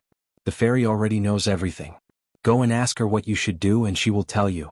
Go and fulfill your responsibility as a man and promise to the Roman. You must have not forgotten that her dream is to become a merchant, not a witch. You should know how to fulfill all of this, right? Because you are Brando. You must be the one who brings hope. White mist whispered in his ear, and the fairy and Lute were already in front of him. All the Termosians were looking in his direction solemnly. He was the king of earth, fire and shallow sea. Although he did not have a crown on his head, fate had quietly crowned him. In this world of elements, every gaze that was added to it was a holy baptism. Mr. Brando, king of earth, Tata said solemnly, I think we have to talk to you. Brendel looked at the little fairy and then at the fire fairy prince. Faya looked even more nervous on top of his head. She looked to the left, then to the right and seemed a little scared. Brando nodded silently. The fairy looked at him with a stubborn gaze and said, Mr. Brando, please forgive our rudeness, but I would like to change our plan. Brando looked at her and did not interrupt, because he knew that the fairy would definitely explain it to him. Tata took a deep breath, which made the fairy look a little unreasonably excited. Her voice was even a little incoherent. Because, this time maybe we can really, completely defeat that existence. What did you say? I mean, you are the one Sir Odin has been waiting for, the one Sir Eloranta has been waiting for, and the one we have been waiting for. This I still don't quite understand. Mr. Brando, the fairy took another breath and said softly, I want to tell you a story. Brando was silent for a moment before he replied, Is this story related to our story? Tata nodded. Then please tell me. The beginning of this story has a deep connection with a sword, because this is a sword that does not exist in the mortal world. It is the purest away from the mortal world and an idealized existence. The name of this sword is the Amber Sword. A bright flash of lightning sprinkled down from the sky covered by layers of dark clouds, reflecting a vast expanse of whiteness in the mountains. In the pouring rain, a big fire was burning on the top of a dark mountain in the distance.